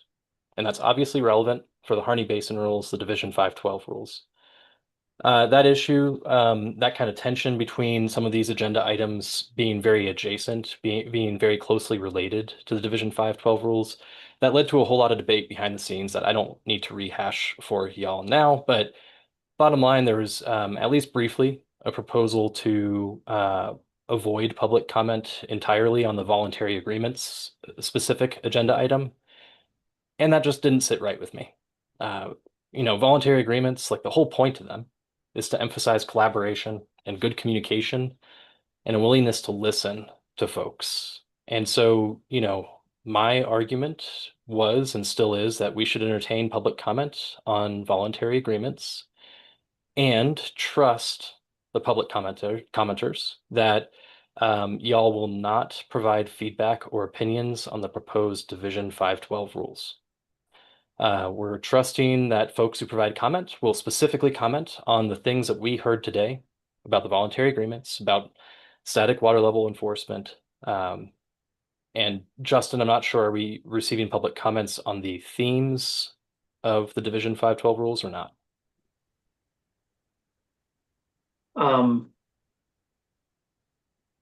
Okay, I'm not hearing direct. No, we are not, Zach. Okay. This is Annette. Thank you, Annette. The answer to that is no, we're not hearing specific feedback on the themes. Consider that to be a preview of what the commission will hear. The commission later this week is also not accepting public comments on the Division 512 rules. So today with the GWAC, we are specifically entertaining public comment on the two other agenda items, voluntary agreements and static water level measurements and enforcement. So my request to folks who are commenting, right now we see two folks who have raised their hands in chat. Help prove me right that we can have good dialogue, that we can hear your thoughts and your feedback on the agenda items without veering into providing feedback on the proposed rules themselves. Two other really quick things, and then I'll finally shut up and see. We'll hear from our public commenters. First off, committee members, I wanted to remind you that we received a written public comment from Ken Beerley about voluntary agreements. Please do review that. Ken has some good feedback. He has some good thoughts on the topic. Make sure you don't miss that. And then secondly, let's see, I wanted to get back briefly to voluntary agreements, that agenda item. We received that wonderful presentation from Jason and Laura about voluntary agreements. I have also sent around by email the staff report on voluntary agreements to the commission to provide additional context for the committee. I know that's there's no notice. It's not short notice. It's no notice. But when you have time, check out that staff report. It is useful context. It adds a little bit more information, a little bit more depth into what we heard from Jason and Laura today. So with that, I will open up the floor. It looks like Mark Owens, Representative Owens, raised his hand first, and then we will hear from Larissa Singhos after that. Mark, go ahead. Thanks, Zach. Chair Freed, members of the committee, for the record, Mark Owens, community member, irrigator, and state representative for the Harney Basin and other areas. I appreciate the time today to talk specifically on the 512. Oh, wait, never mind. Specifically on the voluntary agreements. There's 3 sections to the staff report that is going to the commission. And I would have hoped that you would have that in front of you, or I've read that, because my comments will be very specific to the staff reports. And what I ask of you guys and gals today is to be the voice of myself and my community. Because as you heard in the presentation, there'll be some volunteer agreements coming forward in December. There's a volunteer agreement memo agenda item on the commission meeting for Friday, along with the place-based planning, along with the 512 rules. The agency staff has determined that our community should not be able to provide public comment on place-based planning, nor the volunteer agreement memo, which I think is wrong. They're going to be given a consideration for volunteer agreements before we can even make comment on the memo. If we do a good job today, please make a recommendation to the agency staff that comments be allowed in the volunteer agreement. If not, please take a few minutes to deliberate after public comments today, and I'd hope that you guys could make some comments on the staff report yourselves to be our voice. So I'll get specific into the staff report. The staff report is 3 pages. On page 2, there's 2 things that I just want to point out specifically. It says that during the Division 512, October 29th, 2024 Rules Advisory Committee RAC meeting, the draft guidance document was shared with the RAC members. Comments were solicited and incorporated into what is now the current draft Attachment 1. The question that I would ask if I was a GWAC member, and I was one a few years ago, is how were they incorporated? What was the body of the comments that were submitted? And how many were used? If they were not used, could you please explain why? Because I was in a meeting last Thursday with a lot of groundwater users in Harney Basin. And we had a discussion on the volunteer agreements among other things. And I asked, how many support the memo as written? And I asked again, how many support the memo as written? No one in that room supports this memo. And what a volunteer agreement is supposed to do is help the department do their job. So I would ask how many of the comments have been incorporated, and if they weren't, why they were not. Secondly, and under conclusion on the second page, it talks about guidance was developed with input of Harney Basin groundwater users. This implies, once again, that potentially the groundwater users had impactful comments on this memo and supported. Once again, Every groundwater user that I've talked to in this basin currently does not support this memo as written. And we will not be able to provide public comment to the commission as they work through this. Attachment 1 is the second portion of the staff report that was sent out. And it's 8 pages, and it's documented draft guidance for voluntary agreements among groundwater users from the same groundwater reservoir. I want to talk about section 3 on page 1. It states authority. It says, provide the authority for the commission to delegate its authority to approve or reject volunteer agreements, including amendments, to the director, should the commission choose to do so. So I understand that this gives the discretion to the commission to make that determination. But you'll have commission members going in and out. How are you going to keep that continuity? If a majority of the commission actually is turned over, does the director still have that authority? If the director changes, does the director still have that authority? There has never been a successful volunteer agreement in the state of Oregon. These are things that the commission should be evaluating and should be having honest conversations with the director, staff, and the community. So I'll just raise a warning flag there, so I don't think that's been thoroughly thought through with a changeover of commission, changeover of directors, and changeover of staff. On page 2, minimum participation level. This is the one that I really, really encourage you guys to give some thought for and be our voice. It says the minimum level of participation of volunteer agreement must consist of water right holders where the total rights represent at least 30% of the total allocated permissible total withdrawal, or the target for voluntary reduction, within the groundwater reservoir as defined herein. So let's play this out a little bit. We have some large users in some basins, and we have some small users in some basins. So if you have to have 30% of the permissible total withdrawal, a single large user potentially could enter a volunteer agreement with the state, where 3 to 5 smaller users could not meet that threshold and would not be given that same ability to enter a volunteer agreement with the state. Is that equitable, as Ms. Ogren just talked about? I would say no. This would not allow the Burns Paiute tribe to enter a volunteer agreement amongst themselves with the state at this time, because I guarantee you they will not have 30% of the PTW in the sub-area that they're in. Sorry, I drifted a little bit there, Zach. So this would not allow a tribe, if they did not have 30% of a PTW in an area, to enter into a volunteer agreement. It's not correct. I was involved in those conversations in the basin in designing this, and in the RAC meetings where this was discussed. And the answer that I remember receiving was, we just don't have the staff, Mark. We won't be able to make this work. We need a critical mass. I say that as invalid and not correct. Let's talk about a groundwater user and a critical groundwater designation that would have maybe 10 pivots. Say they have 10 pivots and would not hit that 30% threshold.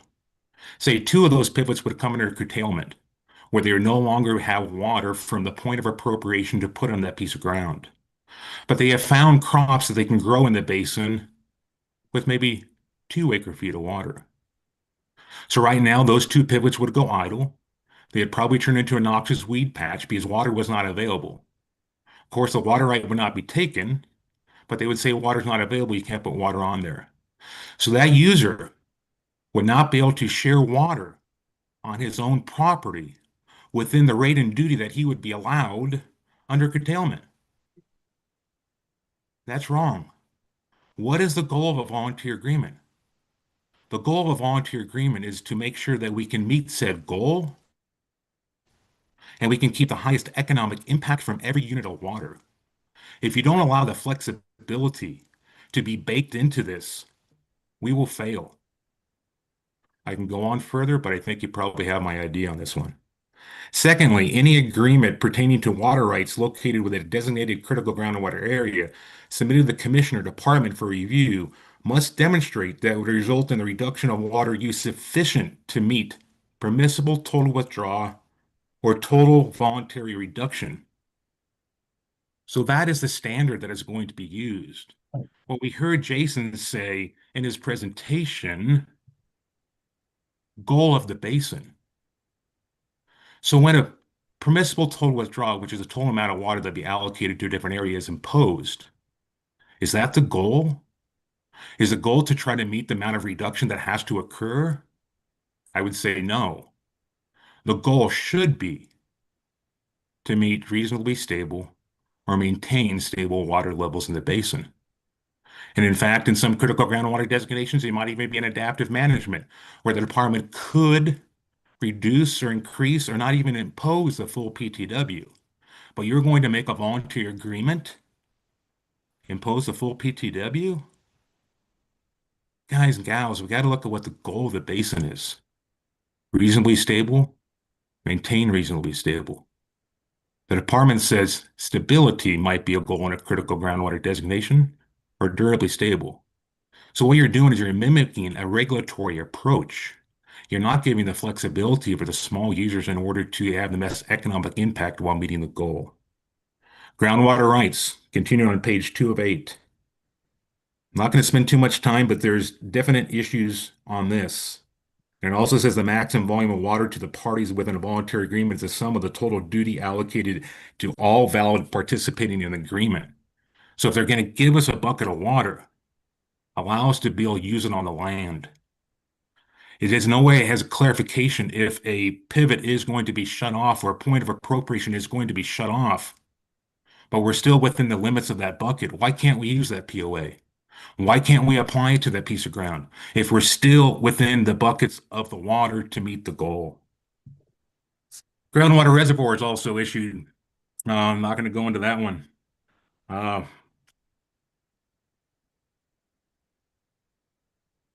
Yeah. So those would be my main points. I don't want to over super saturate you, and I want to keep moving.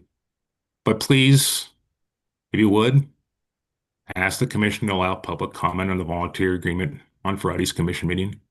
Or if not, take some time and try to provide some comments for us, because they are limiting our voice. They're limiting our First Amendment right. And they're saying that you cannot keep on track. That's what they're doing to this community at this time. Thanks, Ed. Thanks, Representative Owens. Appreciate your feedback and your comments there. Committee, maybe we'll have a brief checkpoint after we receive the remaining public comments. But keep that in your pocket for now. Larissa, over to you to provide some public comments as well. Hello. My name is Larissa Singhos. I'm a farmer and rancher in Riley, Oregon, which is in the Harney Basin. I've been a part of this for 10 years. Anyways, my hope is that the advisory committee would not support or recommend something they may not have the full story or the complete information for. The community side has not adequately been heard by the advisory committee. There's always two sides to an issue in a story. My hope is that the advisory committee would consider if what they are supporting or recommending does in fact support a technical and legal basis. Please do your own research and form an opinion based on the technical and legal basis and authorities. Our community's survival does depend on this. As Mark has said, that we feel at this time that our voices are no longer being heard. So please be our voice, because this is very serious and there is a lot to lose in this community that I think a lot of people looking on the outside, looking in, do not fully understand that this is a very unprecedented spot that we are in. Very unprecedented. But thank you very much for your time and your consideration. Thank you. Thank you, Larissa. I appreciate your feedback and thank you for sticking to the sideboards of the public comment here. I want to take a minute to check in. It's past 10:45, so are there other folks who wish to provide public comment to the Groundwater Advisory Committee? If so, please raise your hand. I'll give you all maybe 30 seconds or so to think about that and let us know if you would like to provide comment.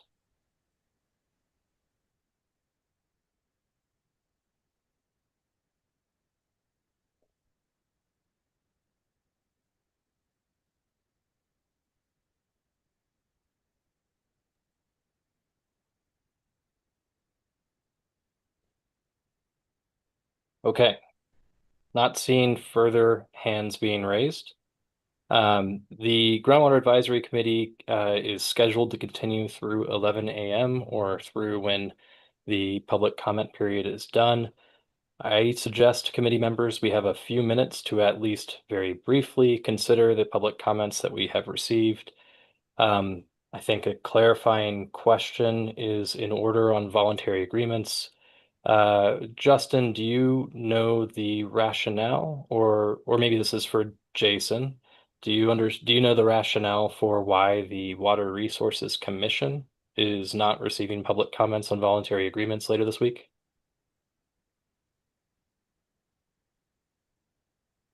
Thanks, Justin. I believe the main rationale, and others, please jump in if you have other information, but the main rationale being that it is so close to related to Division 512 that it is, and we are no longer accepting public comment in Division 512. I believe that's the main purpose of the lack of comments on voluntary agreements.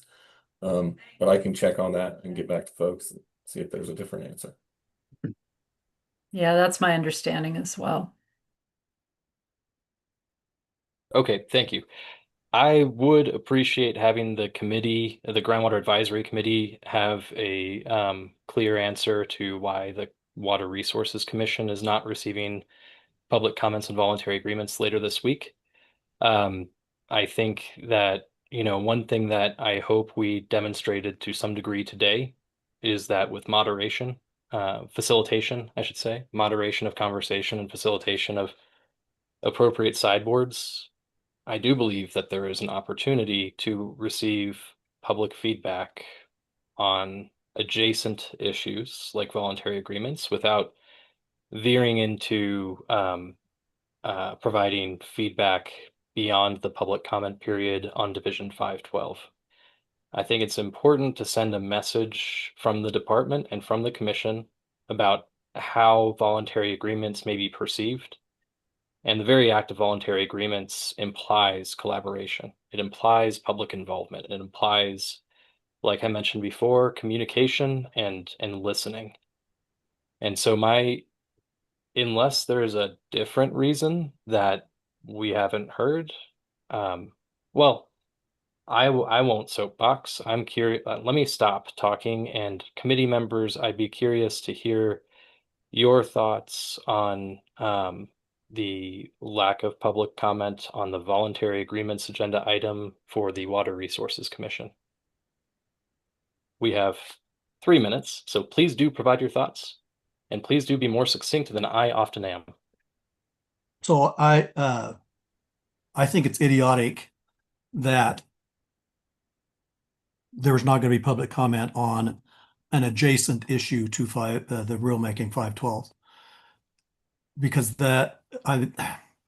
why would the commission or the department want to limit the gathering of information around this specific to the whole issue, but the voluntary agreement thing has not been fully explored, and I don't think the commission really has much knowledge about it at all. And so there needs to be public comment. There needs to be a lot more looking into this so we can try to work together here in the basin.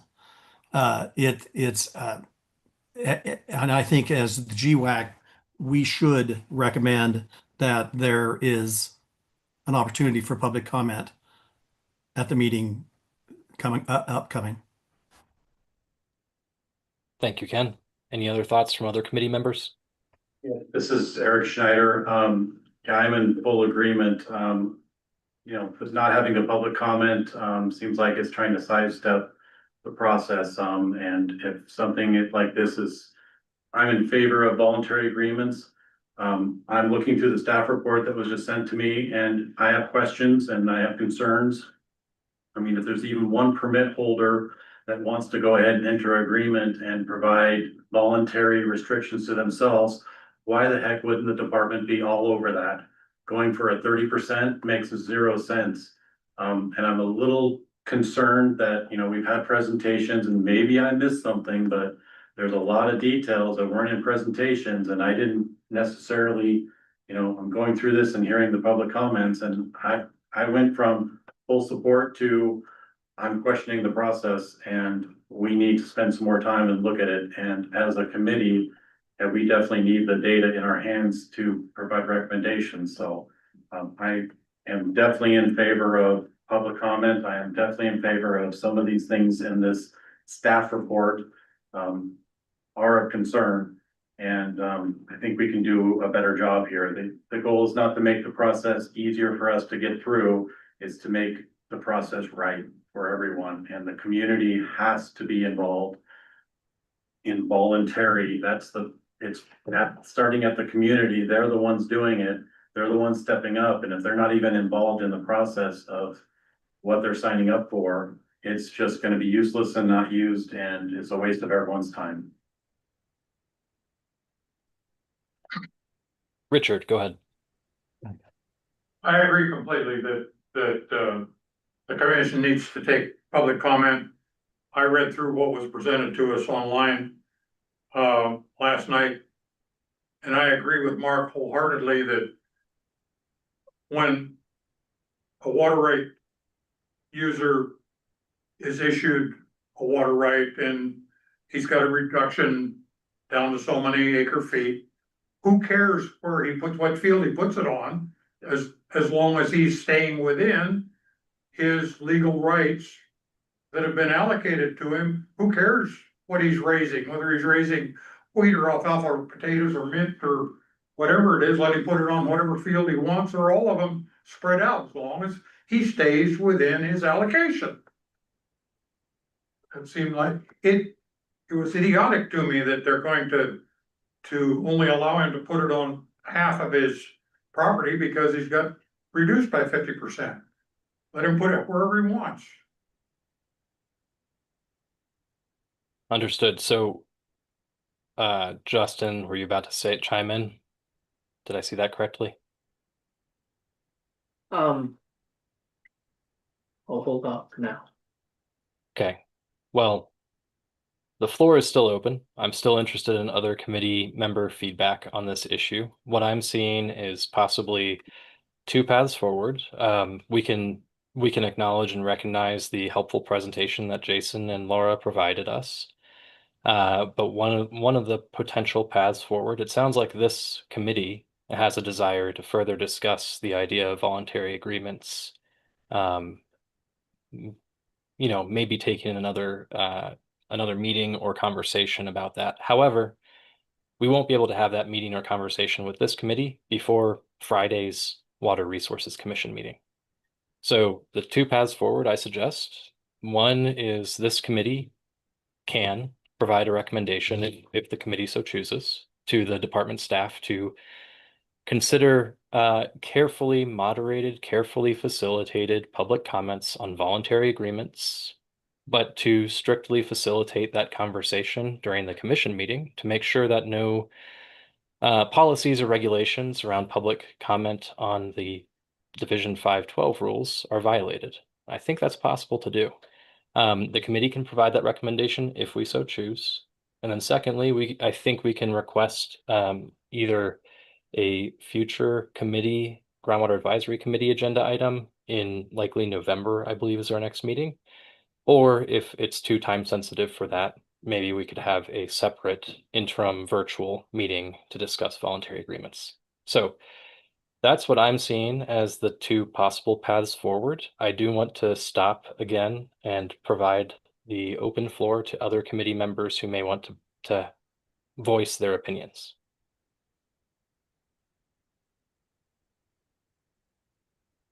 I disagree with these guys. Dave Noel. Okay, So now I guess I'll speak up with what I was gonna say, which is more process thing. Just wanted to, well, first I'll say that Zach gave two options. I think they're both, they can act in parallel. I don't know that it necessarily needs to be one or the other. So, I think that it's, really good odds that we'll bring this back before the committee regardless, because again, this is the kind of the first draft guidance. It's not final. It is just guidance from, or recommendations even from the department to the commission. So there's lots of conversation to be had there. I believe it's not, we aren't asking the commission to adopt it. It's just an information item as we saw here. So and please, I guess, Jason or Laura, correct me if I'm incorrect in that, but that was my understanding. So. Yeah, Okay. it's an informational item, and the intent is to give the commission sort of a heads up that they might see some of these agreements in December, and also to allow some time on the agenda for them to have a discussion and ask questions. So that's the intention of the agenda item. Thank you, Laura. So I do believe this is going to come up, and we can even, if we hear of the, or we have access to the proposed voluntary agreements that are kind of foreshadowed by folks making comments here and what we've heard, that would happen in December. So our next meeting is December 9th. If we get them beforehand, we can talk about them specifically here as a committee if we want. So that's, I'll just say, like, I've heard that there's desire for more discussion. I think that would happen anyway. So as far as, Zach also said the committee can recommend, so this is my reminder of something that I've said plenty in past meetings. The reason that we try and have these meetings on the Tuesday before the commission meetings, which are Thursday, Friday, is so if GWAC hears something and wants to put forward a motion and vote on it, to have, a recommendation from the committee to the commission, then that's possible, and we have time to get that motion written out and get it in the hands of the committee and make sure that they're aware of it ahead of time. So that's the whole purpose of having these meetings when we have them, and that's the process that we have in place for doing so. So, yeah. Do you think it would be applicable for us to make a motion for the commission to table this matter for further discussion? Maybe table isn't the right term, but that they not make a final decision on it at this meeting, that it be forwarded so that more in-depth research and discussion can be done. My take on that, Dick, is that I see what you're getting at. The commission is not making a decision on this during this week's meeting. However, there is time sensitivity to having this information in front of the commission if they expect to have potential draft voluntary agreements in front of them in December.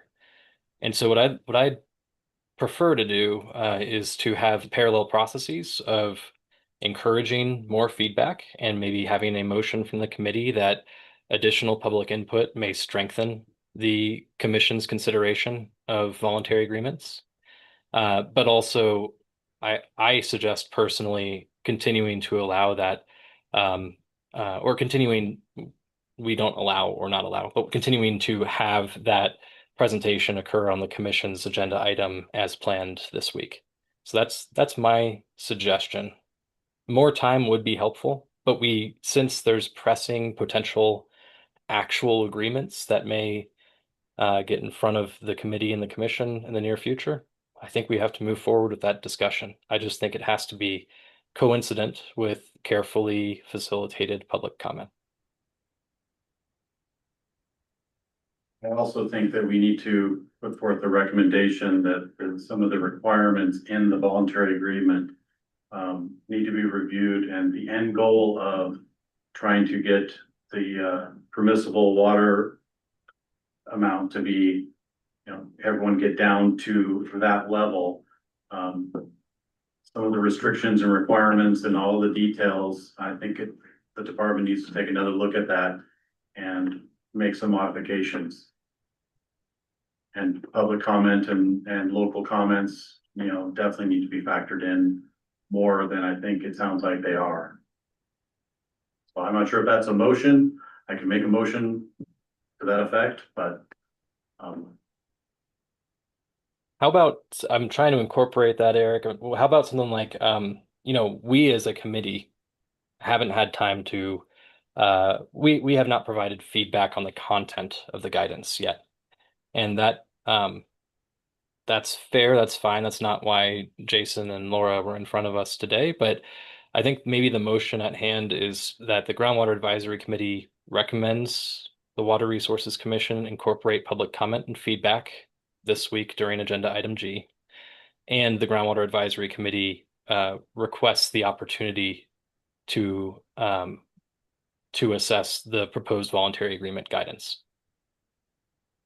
Do those two motions make sense? Does that encapsulate the idea? Like that makes us, that lets us off the hook for providing very specific feedback about the PTW or the goal, but allows us the opportunity to provide feedback and hopefully, if the commission takes our recommendation, allows the community the opportunity to talk about voluntary agreements during the commission agenda. part of me thinks it's not enough. But yeah, it might be a first step, but really, I mean, if they're gonna have agreements in December, if this is gonna continue and it's going to the commission and we need to do more work and talking about it, and you know, more discussion needs to happen, and if we need to do another sub meeting afterward before December, it sounds like there's more work to be done, and just saying, you know, putting a motion that we need more time and more information. There's a disconnect between that and December when these agreements are be happening, and it's only the people that can meet the 30% or the other restrictions of it. It just seems like it's happening fast and we're not getting it detailed enough, so. But I'm at a loss of how to proceed. Let's couple our motion to the commission alongside a additional virtual only meeting of the GWAC that will happen prior to the December, the currently regularly scheduled quarterly GWAC meeting. That's my proposal. Is that okay with folks? I think so. Yeah. Works for me. Yeah. Okay, great. So the specific statement at hand, Justin, do you happen to write down what we were talking about earlier with the statement? Okay, great. Yes, I did. See if I can pull it up here. Thanks, by the way, folks, for staying on an extra 11 minutes. Do appreciate that. All right, sorry, I'm trying to find my share. There it is.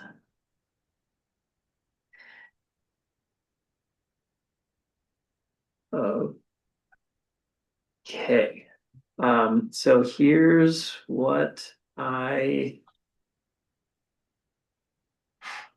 got down. Sorry. See if I can make that in a better. All right, is that big enough for everybody to see back there? Do you need it bigger? I can see it. Okay. So, sorry, I'm kind of half thoughts here. What I heard is that GWAC recommends the commission allows public comment and feedback on agenda item G, voluntary agreement guidance. There was something else, but I'm not sure if that was hold another GWAC meeting, which wouldn't need to be advice to the commission. That's advice to me, right? To for Linda and I to send out another poll, get the right, and maybe we can talk about it before we close out what better dates are, and we can get another meeting on the calendar before December 9th to talk specifically about the draft recommendations and get a specific set of feedback. Do we need to put anything, a statement to the commission that the GWAC is going to be holding another off-cycle meeting in order to discuss the requirements of the voluntary or the guidelines, and try to provide some additional feedback based on in terms of the numbers and public comment. Is that fair?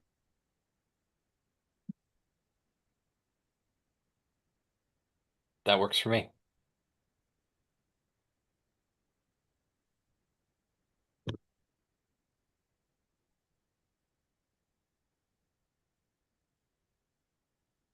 And the overall goal here is simply to just strengthen the guidance, the proposed draft guidance by offering additional public feedback. So, Jason, Laura, no shade at you guys. Appreciate your presentation earlier, and the committee will commit to doing a deeper dive into the specific guidance proposed prior to this special interim meeting.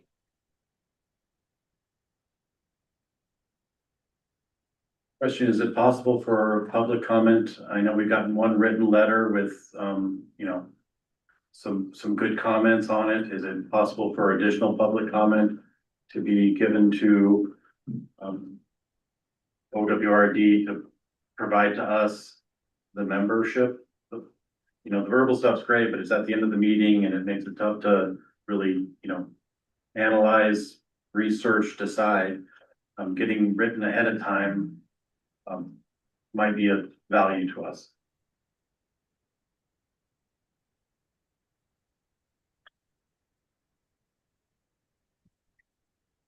That makes sense. I think one of the things we can do, well, we can't control how public comments necessarily come in, but I strongly encourage members of the public who want to provide feedback to the committee to submit written feedback to either Justin or Jason or Linda. And hopefully it's okay, you three, for me to name you like that. But and then the three of them will certainly send that along to the committee.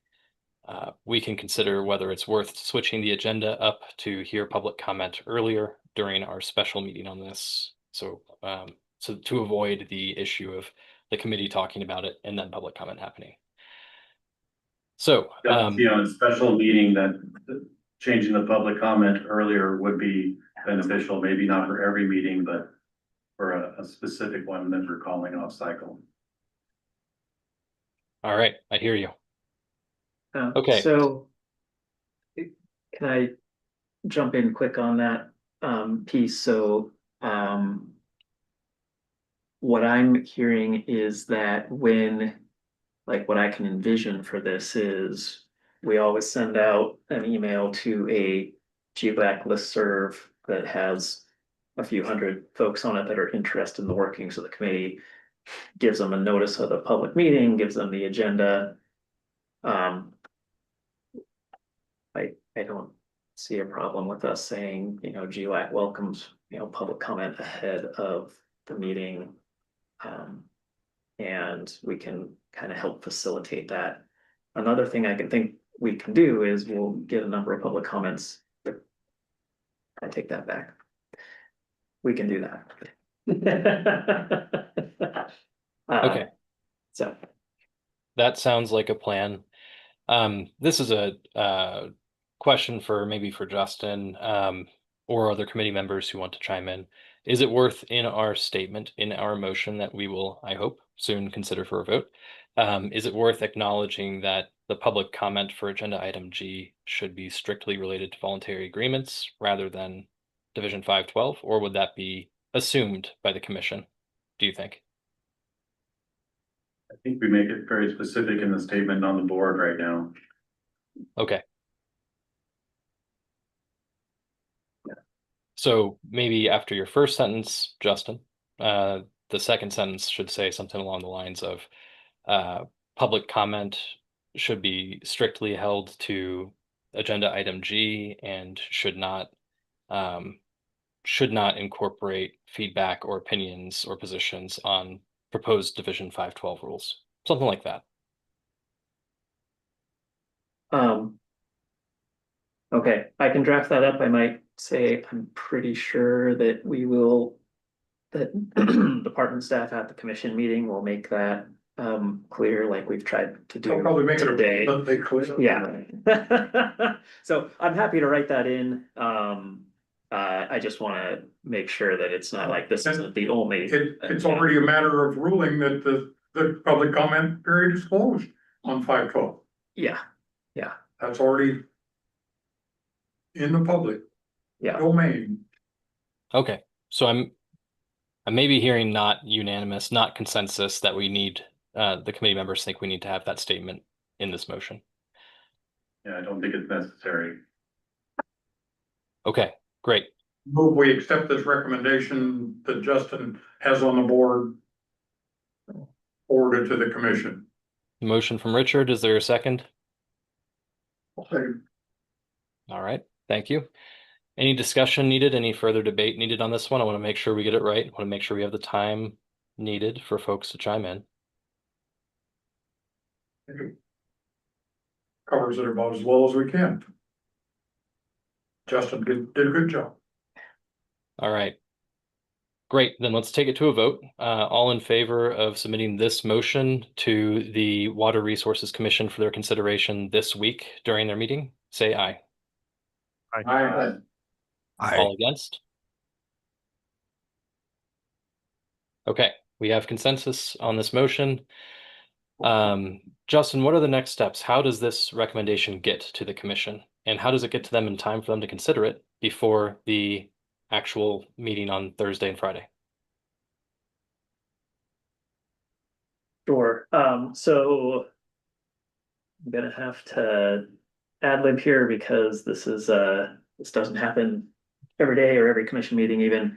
My recommendation would be that we take that motion and email it to the committee members ahead of the meeting. I believe that there is already a process that when there are written public comments on the agenda items, we have a list that documents what those are, and those get bundled up and sent to the commission. So I will put this in the hands of the administrative assistant for the commissioners and have her make sure that she's aware of it and can pass it on. I don't want to speak for Jason and Laura, but there's also the opportunity to put it in the presentation to the commission. So the commission's going to get a presentation similar to what we got. And potentially this could be mentioned in that venue as well. So I don't know exactly the technicalities of how public comment gets in there or not, but that's another option.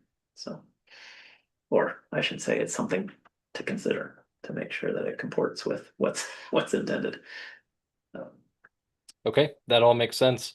I really appreciate staff cooperation and assistance in getting this to the commission relatively quickly as possible, so that they can consider whether to change their agenda and provide the public enough time to understand or be aware of if the commission decides to allow public comment, to sign up for public comment.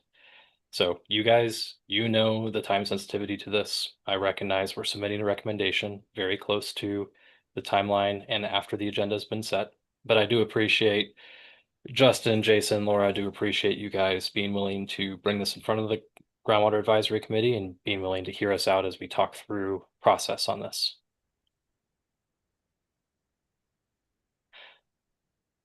Any last items of business related to this recommendation or this motion? Justin or other staff, feel free to speak up if there's anything that you are missing that the committee needs to offer up for you.